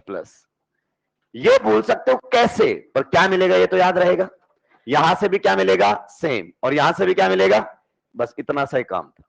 मैं डायरेक्ट बोलता तो आप परेशान होते कि सर ये कैसे बन रहा है, बताओ थोड़ा सा, कोई ना कोई पूछ ही लेता। तो मैंने पहले वही बीमारी खत्म की है कि भाई इनसे क्या मिलेगा आपको? आपका इलेक्ट्रोफाइल, दैट्स इट। और इलेक्ट्रोफाइल फिर बेंजीन से H+ हटाएगा और जुड़ जाएगा। मेन पॉइंट इसमें है, आप देख रहे होगे सारे एरो रिवर्सिबल के हैं। Acid base reaction reversible. यहां पर भी मैंने जो एरोज लगाए हैं वो किसके हैं? रिवर्सिबल। ठीक है। अब आप बोलोगे कि आपको कैसे पता चला कि रिवर्सिबल के एरो लगाने हैं? क्योंकि फिर से मेरा जवाब है, मैं पढ़कर आया हूं। किसी को कुत्ता काट ले तो उसको क्या हो जाएगा? रेबीज। आपको कैसे पता? क्योंकि आपने पढ़ा हुआ है। तो यही केमिस्ट्री है। इस रिएक्शन की ब्यूटी है कि रिएक्शन कैसी है? रिवर्सिबल। कैसी है? रिवर्सिबल। और इसका फायदा हम उठाएंगे। मतलब आप बेंजीन पर SO3H ग्रुप को इंट्रोड्यूस भी कर सकते हो और वापिस हटा भी सकते हो। यहां से वहां भी जा सकते हो और यहां से यहां भी आ सकते हो। दोनों काम कर सकते हैं। समझेंगे इसको। पहला पॉइंट लिख दीजिए, sulphonation of benzene is completely reversible reaction. Sulfonation of benzene is completely reversible reaction. Sulfonation of benzene is completely reversible reaction. Sulfonation of benzene is completely reversible reaction. आइए दोस्तों, इसको कैसे समझेंगे? इसको दोस्तों ऐसे समझो, ये देखो, सभी का ध्यान बोर्ड पर होना चाहिए। इसका बहुत बेनिफिट हमें मिलेगा। ये हमारे सामने बेंजीन है, इसकी रिएक्शन हमने किसके साथ करवाई है? इसकी रिएक्शन हमने करवा दी है कंसंट्रेटेड H2SO4 के साथ। आप बताइए कंसंट्रेटेड H2SO4 से आपको क्या मिलेगा? बोलो ना, SO3H+, which is electro clear, electrophile देगा। इलेक्ट्रोफाइल बेंजीन से किसको हटा देगा? H+ को। किसको हटा देगा? H+ को, एग्जैक्टली। और कौन लग जाएगा? खुद। तो यहां पर आपके सामने आ जाएगा SO3H। ये जो प्रोसेस हुआ है यहां से यहां जाने का, इस प्रोसेस का नाम है सल्फोनेशन। क्या नाम है? सल्फोनेशन। क्लियर? जैसे जैसे SO3H+ ने किसको हटाया यहां से? H+ को, कोई दूसरा इलेक्ट्रोफाइल SO3H+ को भी हटा सकता है। ये खास बात है इसकी। मतलब जैसे SO3H+ ने H+ को हटा दिया रिएक्शन के अंदर से, वैसे ही अगर आप वापस H+ डाल दोगे तो H+ इसको हटा देगा और रिएक्शन बैकवर्ड में आ जाएगी। अब आप जानते हैं आपका फ्री H+ तो कभी एग्जिस्ट करता ही नहीं है। तो फिर बताओ H+ का सोर्स क्या बनेगा? या तो आप डालोगे H3O+, हल्का सा हीट कर दो, और आप क्या कह सकते हो? Dilute H2SO4। यही तो होता है। तो यहां से भी आपको H3O+ मिलेगा, मतलब H+ मिलेगा। अगर आपने इसमें H+ डाल दिया, रिएक्शन वापस चली जाएगी, और इसे हम क्या कहेंगे दोस्तों? डीसल्फोनेशन। क्या कहेंगे? डीसल्फोनेशन। ए भाई मेरी बात को ध्यान से सुन, ध्यान से सुन। मैं प्रोसेस बता रहा हूं, प्रोसेस बता रहा हूं तेरे को। यहां पर बेंजीन पर ऑलरेडी कौन लग चुका है? SO3H लगा हुआ है। मान लीजिए आप बाहर से कोई भी इलेक्ट्रोफाइल लिया है। कोई क्या लिया है? इलेक्ट्रोफाइल E+ लिया है। तो बताइए बेंजीन क्या इलेक्ट्रोफाइल के साथ रिएक्शन करेगा? करेगा। बेंजीन इलेक्ट्रोफाइल के साथ रिएक्शन करेगा डेफिनेटली। और जब रिएक्शन करेगा तो आप जानते हैं यहां पर आपके सामने इलेक्ट्रोफाइल आकर जुड़ेगा, और यहां पर क्या बनेगा? कार्बोकेट। अब होता क्या है कि यहां पर जो आपका SO3H है, क्या है? SO3H ये खुद भी हट जाता है, जैसे H+ हटता था ना, एग्जैक्टली ये भी हट जाता है। आप जानते हैं there is loss of aromaticity, और ये कार्बन आपका क्या बन चुका है बताइए एक बार मुझे? sp3। तो इसी से ही किसी ना किसी को हटना, तभी तो वापस एरोमेटिसिटी आएगी। तो अब दो स्टेप होते हैं। कई बार तो आपका ये जो जुड़ा है वही हट जाता है, तो रिएक्शन वापस आ गई, जो जुड़ा था वही हट गया। और कई बार आपका क्या हो जाएगा? ये भी हट जाता है। कौन? SO3H यहां से हट जाता है। यही इसकी खास बात है इस इलेक्ट्रोफाइल की। आप सोचिए अगर SO3H यहां से हट गया तो SO3H की जगह किसने ले ली है? E ने, और ये बाहर निकल गया है कौन? SO3H+। तो इस इलेक्ट्रोफाइल की खास बात है, ये बेंजीन से जाके H+ को हटा देता है, और कोई दूसरा इलेक्ट्रोफाइल इसको भी हटा सकता है। मतलब पॉइंट क्या है सर? पॉइंट ये है, अब जब चाहो बेंजीन पर SO3H ग्रुप क्या कर सकते हो? इंस्टॉल। SO3H लगाना है, लग जाएगा। हटाना है तो वापस उसमें क्या डाल दो? H3O+।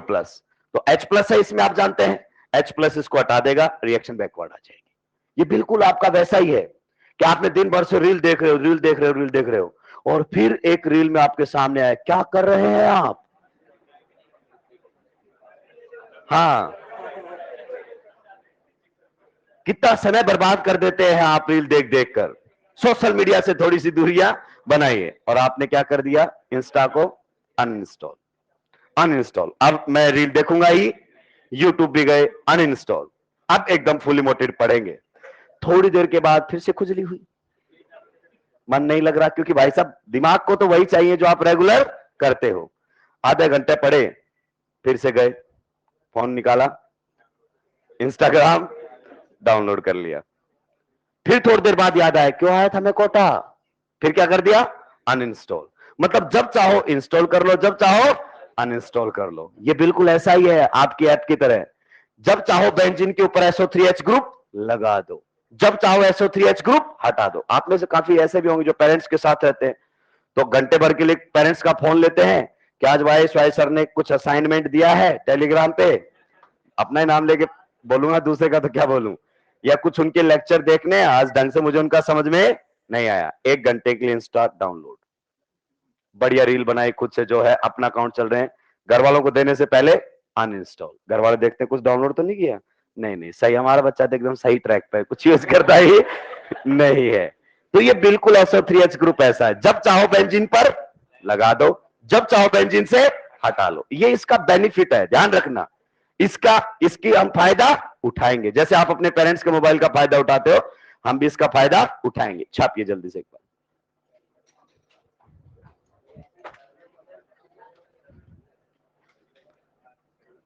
सोशल मीडिया बीमारी हो गई है भाई। ये सर राक्षस कर कम इस्तेमाल में लिया कर।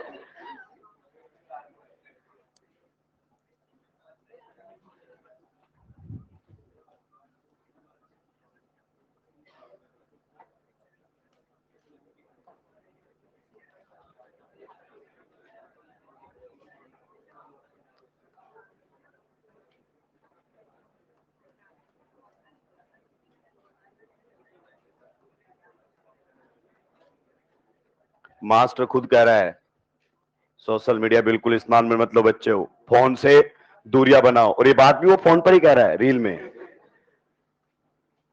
सही कह रहा हूं कि नहीं कह रहा हूं?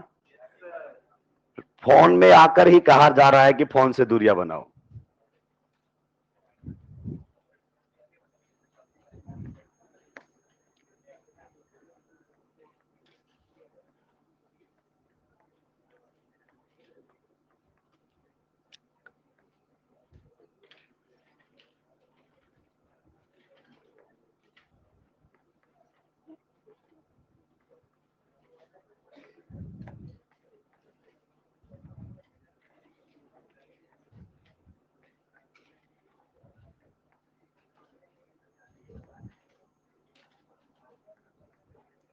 आज की खुशखबरी आपको मिल चुकी है क्या? लास्ट क्लास आपके नहीं है। ये झूठी खुशी दिखाई आप लोगों ने। सच्ची खुशी तो तब होती जब आपकी नहीं होती। मुझे मालूम है, मुझे मालूम है।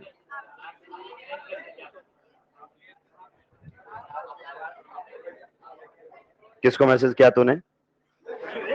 इसने तुरंत मैसेज किया राक्षस ने। हम विवाहित आदमी है, हमको मैसेज करना चाहिए कि हम जल्दी आ जाएंगे। इसने हमसे पहले मैसेज किया है। गजब रिस्पॉन्सिबल आदमी है भाई।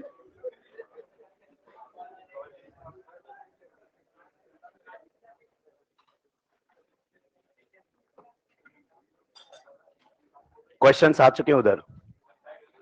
पहले वाला नहीं, उधर टीवी में देख ले। अच्छा बंद हो गया क्या? ये लो, भारी पड़ गया मुझे, मेरा कहना है ना। ठीक है, पहला क्वेश्चन आपसे नहीं बनेगा, नहीं होगा। आपने बराबर कर दिया होगा रेट। हाँ नहीं आएगा क्योंकि रिएक्शन रिवर्सिबल है।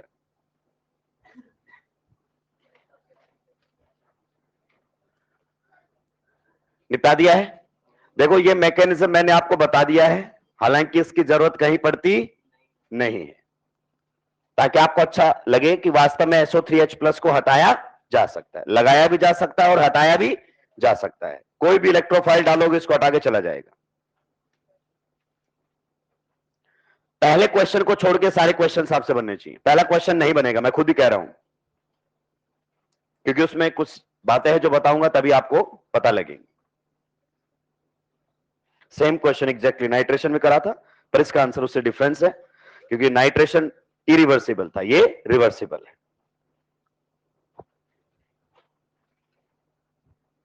निपटा दिया है। 2, 3, 4 में आपसे एक्सपेक्ट करता हूं। 2, 3, 4 आंसर। 2, 3, 4 बताइए दोस्तों जल्दी जल्दी, क्या आंसर होना चाहिए?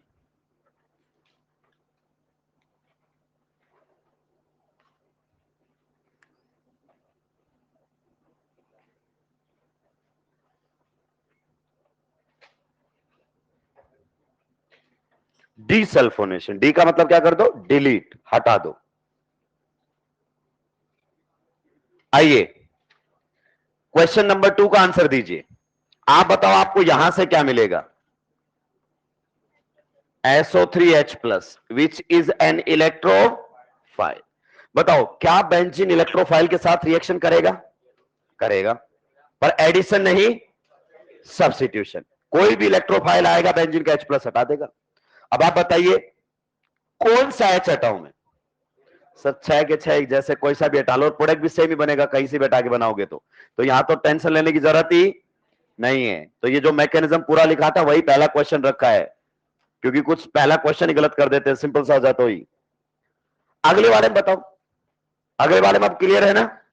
यहां से बताओ क्या मिलेगा अपने को, SO3H+। अब हेलोजन है, हेलोजन कहते हैं रुकिए कोई भी H मत हटाइए, हम किस लिए आए फिर?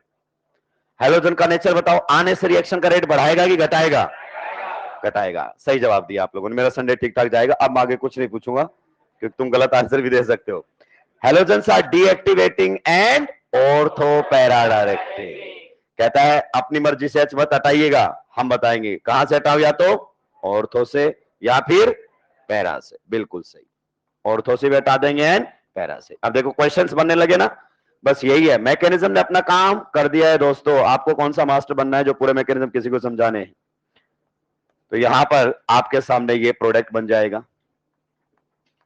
मेजर कौन सा बनाओगे? पैरा। जब तक कुछ ना कहा जाए आपके तरफ से तो पहला आंसर पैरा ही आना चाहिए, कहीं और तो बनेगा तो मास्टर बताएगा। नेक्स्ट वाले क्वेश्चन बताइए, नेक्स्ट वाले क्वेश्चन में, नेक्स्ट वाले में बताओ इसका कैसा इफेक्ट है? -R, deactivating and Meta directing. अब कई बार आप सोच रहे होंगे सर मेटा तो 2 पोजीशन है, आप एक ही जगह से H हटा रहे हो और प्रोडक्ट सेम बनेगा। देखो ये भी मेटा से H है, ये भी, दोनों से कहीं से हटा लो, you will get the same product. तो इसमें टेंशन लेने वाली बात नहीं। तो ये क्वेश्चन आपसे बड़ी आसानी से बनने लग गए हैं दोस्तों। पहले इधर प्रोडक्ट बता सकते हो, C6H5 और कौन लगेगा? SO3H। यहां पर C6D5 और कौन लगेगा? SO3H। यहां पर बताइए C6T5 और कौन लगेगा? SO3H। आपके हिसाब से रेट बराबर आना चाहिए, क्यों? क्योंकि आप फिर वही मुझे एक्सप्लेनेशन देंगे कि सर आरडीएस में तो CH बॉन्ड टूटा ही नहीं है। आपकी बात बिल्कुल सही है, यही स्टेप आरडीएस है इसका, पर यह रिएक्शन कैसी है? रिवर्सिबल, रिवर्सिबल रिएक्शन है। यहां पर मामला थोड़ा सा उलझा हुआ है, सेकेंडरी काइनेटिक आइसोटोपिक इफेक्ट यहां देखने को मिलता है, जो आपके स्कोप से बहुत ही बाहर की बात, बहुत ही बाहर की बात। मतलब कहना क्या चाहते हो कि ध्यान रखना, जब भी रिवर्सिबल रिएक्शन होगी, कैसी होगी? तो उसमें आइसोटोपिक इफेक्ट देखने को मिलेगा, मतलब CH CD CT का रेट अलग अलग आएगा। तो यहां पर जो रेट आपके सामने आता है वो R1 हल्का सा ज्यादा होता है किससे? R2 से, और R2 हल्का सा ज्यादा होता है किससे? R3 से। You have to remember this. हालांकि पूछे जाने के चांसेस बहुत ही कम है, नहीं पूछता है, नहीं पूछता है। ध्यान रखना, ये तब तब देखने को मिलेगा जब जब रिएक्शन कैसी होगी? रिवर्सिबल। जब जब रिवर्सिबल होगी तब तब ये आपको देखने को मिलेगा। मुझे लगता नहीं नीट इस पर कभी बातें करेगा, तो परेशान मत होना। क्वेश्चन नंबर 5, चलिए।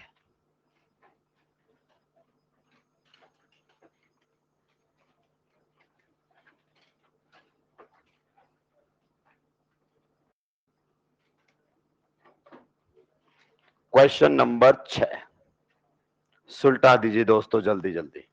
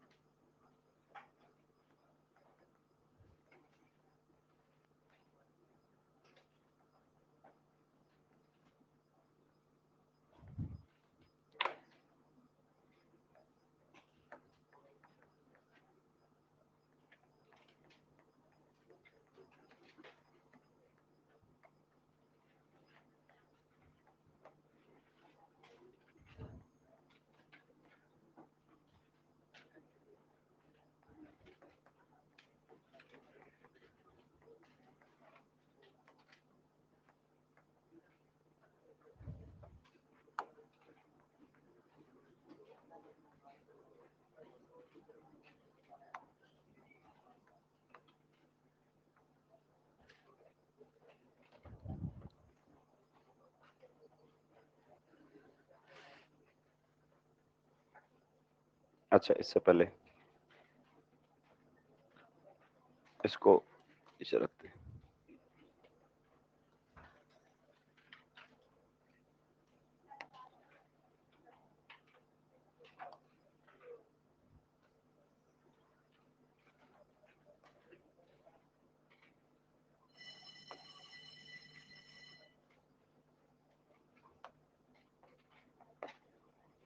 आपको बता दें, ये वाली रिएक्शन अपनी पूरी करेंगे, उसके बाद आप फ्री हैं, ठीक है। हाँ, कि ब्रिक बेल बज गई है, मन ही मन आप शब्द कहें वो सही, क्या पता ऊपर वाले किसकी बात सुन ले। वैसे तो पूरा कॉन्फिडेंस से सुनता नहीं है, वरना अभी तक जिंदा नहीं होता मास्टर, पर क्या पता कौन कितनी स्ट्रांगली सोच रहा हो और गलती से सुन लिया जाए।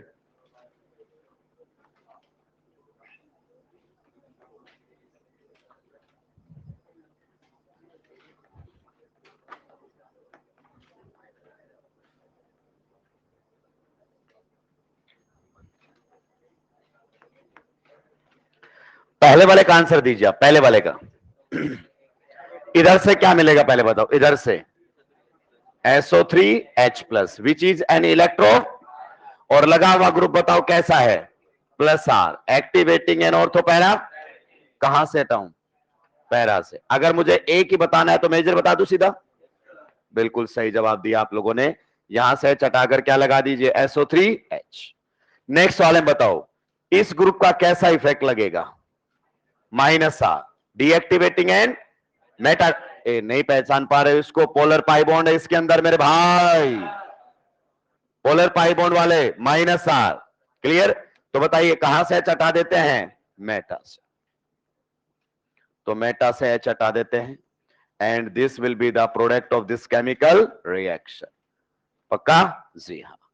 नेक्स्ट वाले में ये आपके सामने है एनिलीन, क्या है, एनिलीन, रिएक्शन आप करवा रहे हैं कंसंट्रेटेड H2SO4 के साथ। तो देखो फिर से एनिलीन बेस है कि नहीं है, बेस है कि नहीं है, तो एसिड बेस रिएक्शन फिर से होगी।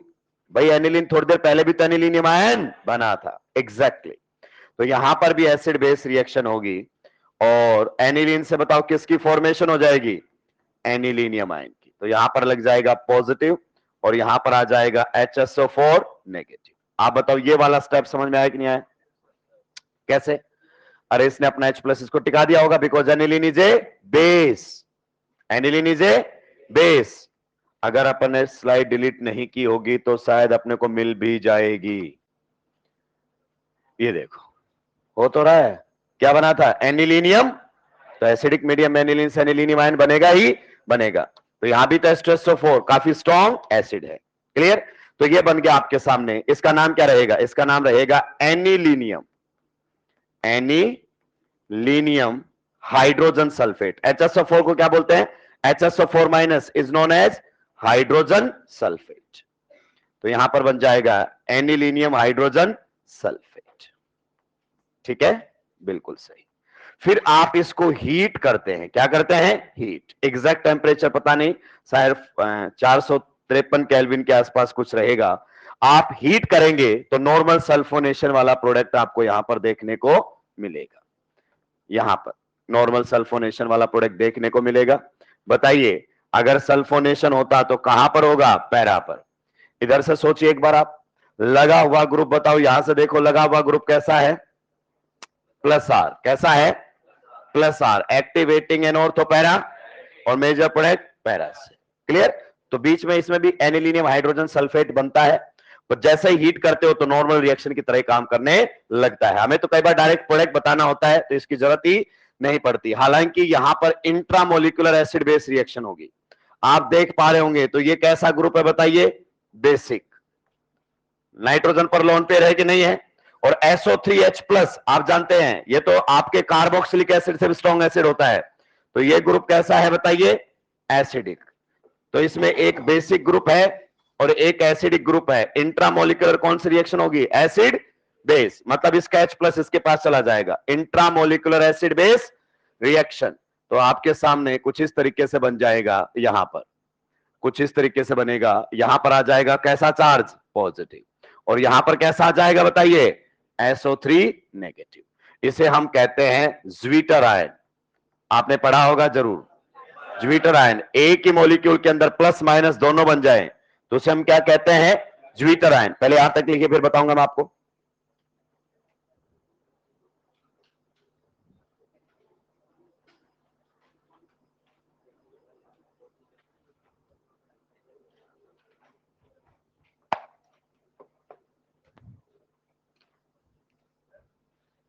मैं एक्सटेंड जरूर कर रहा हूं, पर पढ़ेंगे यही रिएक्शन, बस ये वाला क्वेश्चन और करेंगे, उसके बाद आप फ्री है। नहीं अगली क्लास,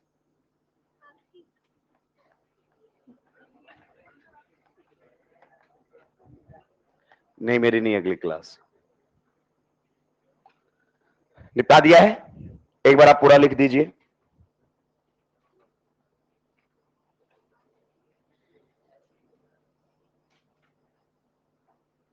पेन डाउन कीजिए, समझते हैं। पेन डाउन समझो, एक बात समझो, इधर देखो, मुझे बस इतना बता दो, यहां से वहां का रास्ता समझ में आया क्या? ये क्या था? Basic group. और ये कैसा है?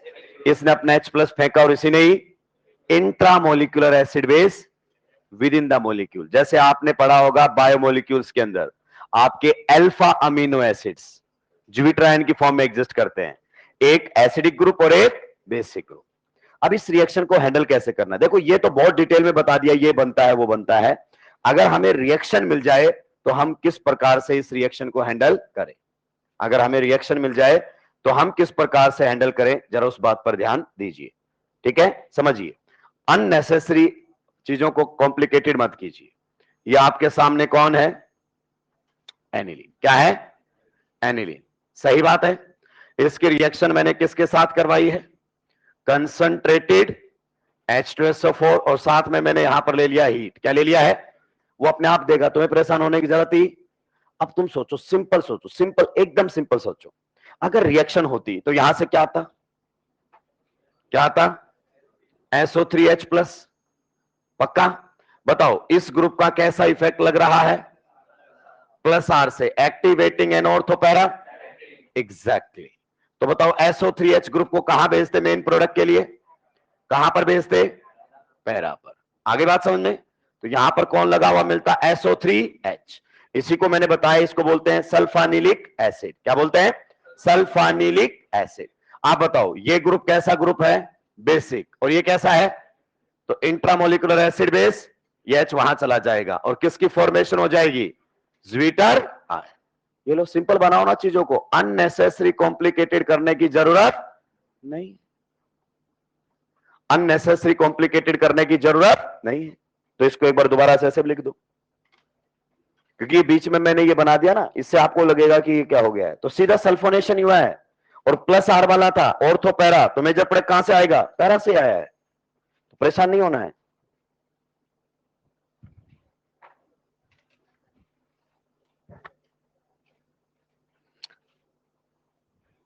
आज अपना एरोमेटिक इलेक्ट्रोफिलिक सब्स्टिट्यूशन में लेक्चर नंबर 3 है ना, कि 4 है? 4 है, ओके।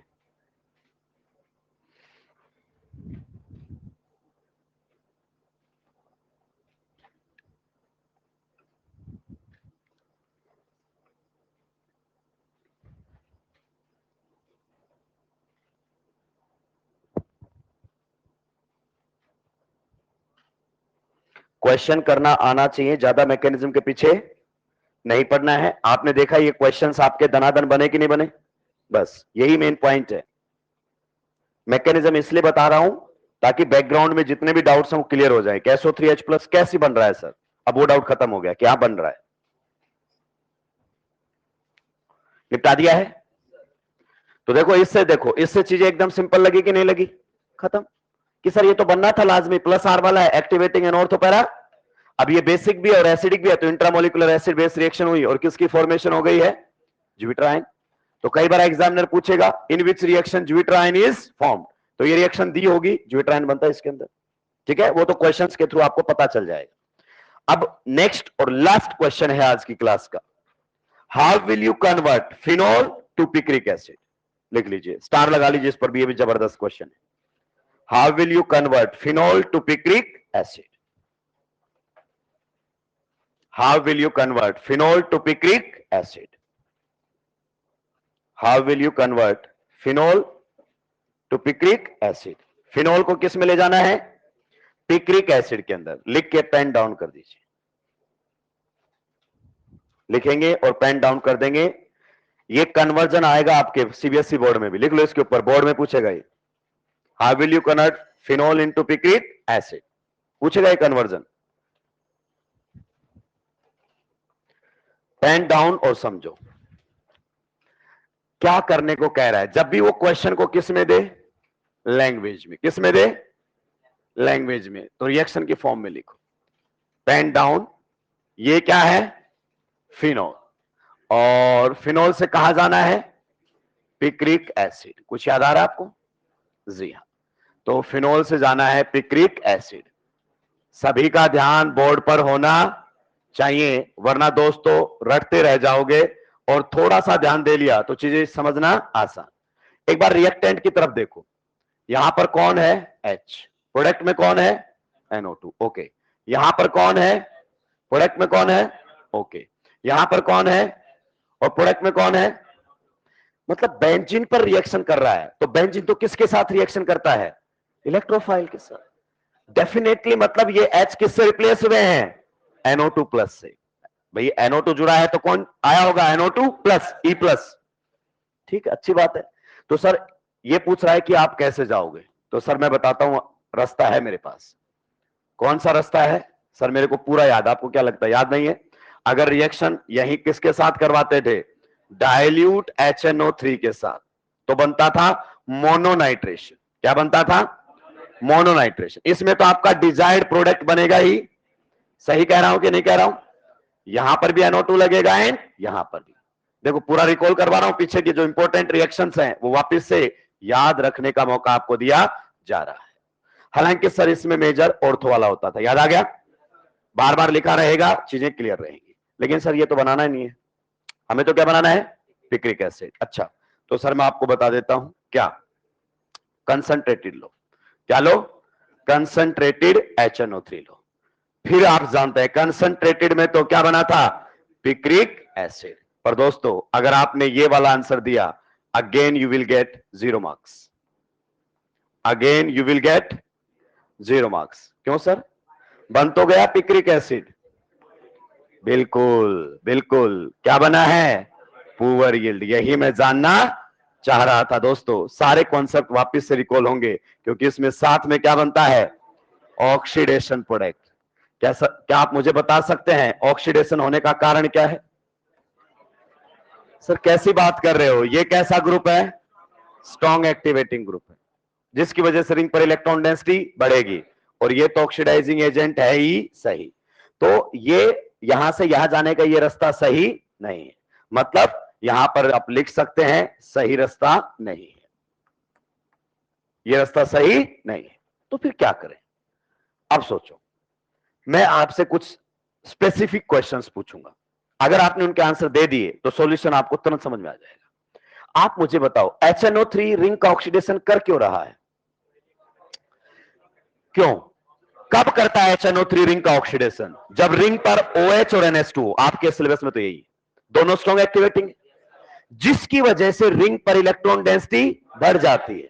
आप जानते हैं भाई, अगर आपके पास पैसे ज्यादा हैं तो चोरी होने के चांसेस भी, जिसके पास है ही नहीं उसके यहां चोरी क्या होगी। तो आप समझो ऑक्सीडेशन, ऑक्सीडेशन मतलब लॉस ऑफ इलेक्ट्रॉन्स, तो ऑक्सीडेशन उसी का आसान होता है जिस पर इलेक्ट्रॉन डेंसिटी ज्यादा हो, और ये प्लस आर से रिंग पर इलेक्ट्रॉन डेंसिटी बढ़ा देता है, जिसकी वजह से HNO3 रिंग का ऑक्सीडेशन कर देता है। आप सोचो अगर मैं ऐसा कर दूं कि अगर OH बेंजीन पर इलेक्ट्रॉन डेंसिटी बढ़ा रहा है, मैं ऐसा ग्रुप लगा दूं जो इलेक्ट्रॉन डेंसिटी घटा दे, तो फिर तो रिंग का ऑक्सीडेशन होने से बच जाएगा ना। बात तो सही है सर आपकी, पर आप करोगे कैसे, आइए बताते हैं कैसे करेंगे, कौन सा सही रास्ता है। आप इसकी रिएक्शन करवाइए कंसंट्रेटेड H2SO4 के साथ। ठीक है सर करवा देंगे, आपने बोला, बताओ यहां से क्या मिलेगा, क्या मिलेगा, HSO3 प्लस, ठीक है। बताओ इलेक्ट्रोफाइल, H2SO4 का ऑक्सीडाइजिंग नेचर नहीं है, ये नहीं करता ऑक्सीडेशन, तो यहां से SO3H प्लस मिलेगा। बताइए लगा हुआ ग्रुप कैसा है, plus R, activating and ortho para, कहता है चटाओ या तो मेरे ऑर्थो से या पैरा से। सही बात, ध्यान से सुनना मेरी बात को, ध्यान से सुनना, ध्यान से सुनना। तो हमने रिएक्शन करवा दी, रिएक्शन करवाई तो ऑर्थो से भी हमने एच हटा दिया है, और ये लगा दिया है, और पैरा से भी हटा दिया है। 1 मिनट सर, हमारा सवाल आपसे ये है, एक में ही 2 बार करवा दिया है, हाँ रुको थोड़ी देर, इसका कोई फर्क पड़ेगा ही नहीं। अब सोचो, इधर देखो, ये ग्रुप आपका रिंग पर कैसा है, प्लस आर, जो रिंग पर इलेक्ट्रॉन डेंसिटी, और SO3H का कैसा लगता है, माइनस आर। इसका भी कैसा लगता है, माइनस आर। दोस्त इधर आ, SO3H शायद तू भूल गया है, इसलिए मैं तेरे को याद दिला देता हूं। ये होता है SO3H, और यहां पर है polar, and polar pi bond वाला लगाते हैं माइनस आर। तो अब देखो OH बेंजीन पर इलेक्ट्रॉन डेंसिटी बढ़ा रहा है, SO3H हटा रहे, चुरा रहे हैं, तो बेंजीन पर ओवरऑल इलेक्ट्रॉन डेंसिटी बढ़ने ही, तब ऑक्सीडेशन नहीं होगा। मानते इस बात को, ठीक है। लेकिन आप सर करना क्या चाहते हो, अभी समझो। अब हम इसकी रिएक्शन करवाएंगे किसके साथ, कंसंट्रेटेड HNO3, और बताइए उससे हमें क्या मिलेगा, NO2 प्लस मिलेगा कि नहीं मिलेगा, और NO2 प्लस अब रिएक्शन करेगा। और आपको तो मालूम है क्या, SO3H प्लस, बिल्कुल अगर मैं पुराने जमाने की बात करूं तो जो रुमाल का काम होता था वो है SO3H का। तो रुमाल का काम देखा आपने पुराने जमाने में, बस में जो ट्रैवल करते थे, लंबी ट्रैवलिंग करते थे, बस एक स्टॉप पे रुकती थी तो अपन रुमाल रख के टॉयलेट करने चले जाते थे। सामने वाले को बाय डिफॉल्ट पता होता था यहां कोई बैठा है, ऑक्यूपाइड है सीट, आते थे आप अपना रुमाल उठाते थे, बैठ जाते। अब ये समय नहीं है, अब रुमाल भी जाएगा, सीट भी जाएगी, लोगों की नीयत बिगड़ चुकी है। तो SO3H ऐसा ही है। SO3H कहता है मैंने जगह रोक रखी है, जैसे आप भी रूम पहले आ जाते हैं तो दूसरे के लिए जगह रोक के रखते हैं, बोतल रख देते हैं, बैग रख देते हैं कि नहीं नहीं यहां तो मेरा दोस्त आएगा। तो SO3H बिल्कुल वैसा ही है। यहां से कौन आया, NO2 प्लस। SO3H कहता है मैं तो हुई नहीं, मैं तो, मेरे को मानो ही मत तुम, क्यों, क्योंकि NO2 प्लस इलेक्ट्रोफाइल, क्या SO3H प्लस को हटा देगा, हाँ SO3H प्लस हट जाता है किसी भी इलेक्ट्रोफाइल की, आप जानते रिवर्सिबल प्रोसेस था। तो जब भी SO3H प्लस पहले से ही लगा हो, क्या बोला, SO3H प्लस, तो उसको ऐसे इग्नोर करो जैसे क्लास में मास्टर को इग्नोर किया जाता है, बिल्कुल ऐसे इग्नोर करो। मतलब आप तो ये सोचो फिनोल की रिएक्शन किसके साथ हो रही है, कंसंट्रेटेड HNO3। SO3H कहता है मैं तो हुई, मानो ही मत मुझे तो, क्यों, क्योंकि NO2 प्लस इसको हटा देगा बेचारे को। तो कहता है मेरे होने और ना होने से कोई फर्क पड़ने वाला, तो जब भी SO3H पहले से ही हो तो उसको हटा के सोचो, ये कौन है, फिनोल, कौन है, और फिनोल की रिएक्शन अगर कंसंट्रेटेड HNO3 से करवाते तो क्या बनता, पिक्रिक, तो अब बनेगा पिक्रिक एसिड। तो यहां पर आप लोगों के सामने फॉर्मेशन होती हुई दिखाई देगी पिक्रिक एसिड। आपके दिमाग में सवाल आ रहा होगा कि सर SO3H ग्रुप कहां गया, हट गया, किसने हटा दिया, NO2 प्लस ने। कुछ याद आया, सल्फोनेशन वाज रिवर्सिबल। मतलब हमने पहले, ध्यान से सुनो, याद रहेगा चीजों को सुनोगे तो, हमने पहले यहां पर SO3H क्या कर दिया, इंस्टॉल, ताकि HNO3 रिंग का ऑक्सीडेशन ना कर पाए, क्योंकि अब रिंग पर दो दो माइनस आर वाले लगे हुए हैं। और जैसे ही NO2 प्लस आया उसने SO3H को क्या कर दिया, अनइंस्टॉल, और उसकी जगह लग गया है। तो आपके सामने पिक्रिक एसिड बन गया है, और किस में बनकर आया है बताइए, गुड यील्ड में, क्योंकि ऑक्सीडेशन प्रोडक्ट इस बार बनने ही नहीं दिया। तो इसमें लिख लो यही सही रास्ता है, ये रास्ता सही नहीं है, ये रास्ता सही है। तो फिनोल से पिक्रिक एसिड में जाना है तो पहले क्या करवाएंगे, सल्फोनेशन, और फिर nitration, then you will get the desired product without oxidation product, क्योंकि रिंग का ऑक्सीडेशन होने से आपने बचा लिया है। पहले से ही SO3H लगा हो तो ऐसे ट्रीट करो जैसे वो है ही नहीं, तो आपको सीधा प्रोडक्ट पता लग जाएगा क्या बनने वाला है। आज के लिए इतना ही, बाकी बात करेंगे हम अगली क्लास में। उससे कोई फर्क नहीं पड़ता है। अब सोच अगर एक पर होता तो भी वही मिलता, दो पर होता तो भी वही मिलता, तीनों पर होता तो भी वही मिलता, तो उससे कोई फर्क पड़ ही नहीं रहा। निपटा दिया दोस्तों। तो आज कुछ आपने इंपॉर्टेंट रिएक्शंस पढ़ी हैं, उनको डाइजेस्ट कीजिए संडे को। ऑर्गेनिक केमिस्ट्री के बारे में हमेशा पता रखिए कि पहले आपको रिजल्ट मालूम होना चाहिए, फिर उसकी एक्सप्लेनेशन अगर रिक्वायर्ड है तो। अगर रिजल्ट नहीं मालूम है तो कई जगह मामला अटक सकता है, और मालूम है तो इससे आसान कोई सब्जेक्ट नहीं है, क्योंकि इसमें कोई इफ एंड बट होता ही नहीं है, कुछ नहीं होता, स्ट्रेट एंड फॉरवर्ड क्वेश्चंस होते हैं। यही सेम रिएक्शन आपके पेरेंट्स ने भी पढ़ी होंगे अगर उन्होंने साइंस +2 से किया होगा, मतलब +2 साइंस से किया हो। सेम रिएक्शन, कोई भी ऐसी बात नहीं है जो 30-40 साल पुरानी ना हो, हर बात कम से कम 30 से 40 साल पुरानी है, आपके लिए नहीं हो सकती। कई बार मास्टर ऐसे कहते ना, देखो एक नया क्वेश्चन आया, कद्दू तेरे लिए नया है, क्वेश्चन तो कम से कम नहीं तो 10-20 साल पुराना होगा। ऐसा कोई नया क्वेश्चन रातों रात थोड़ी बनता है केमिस्ट्री के अंदर।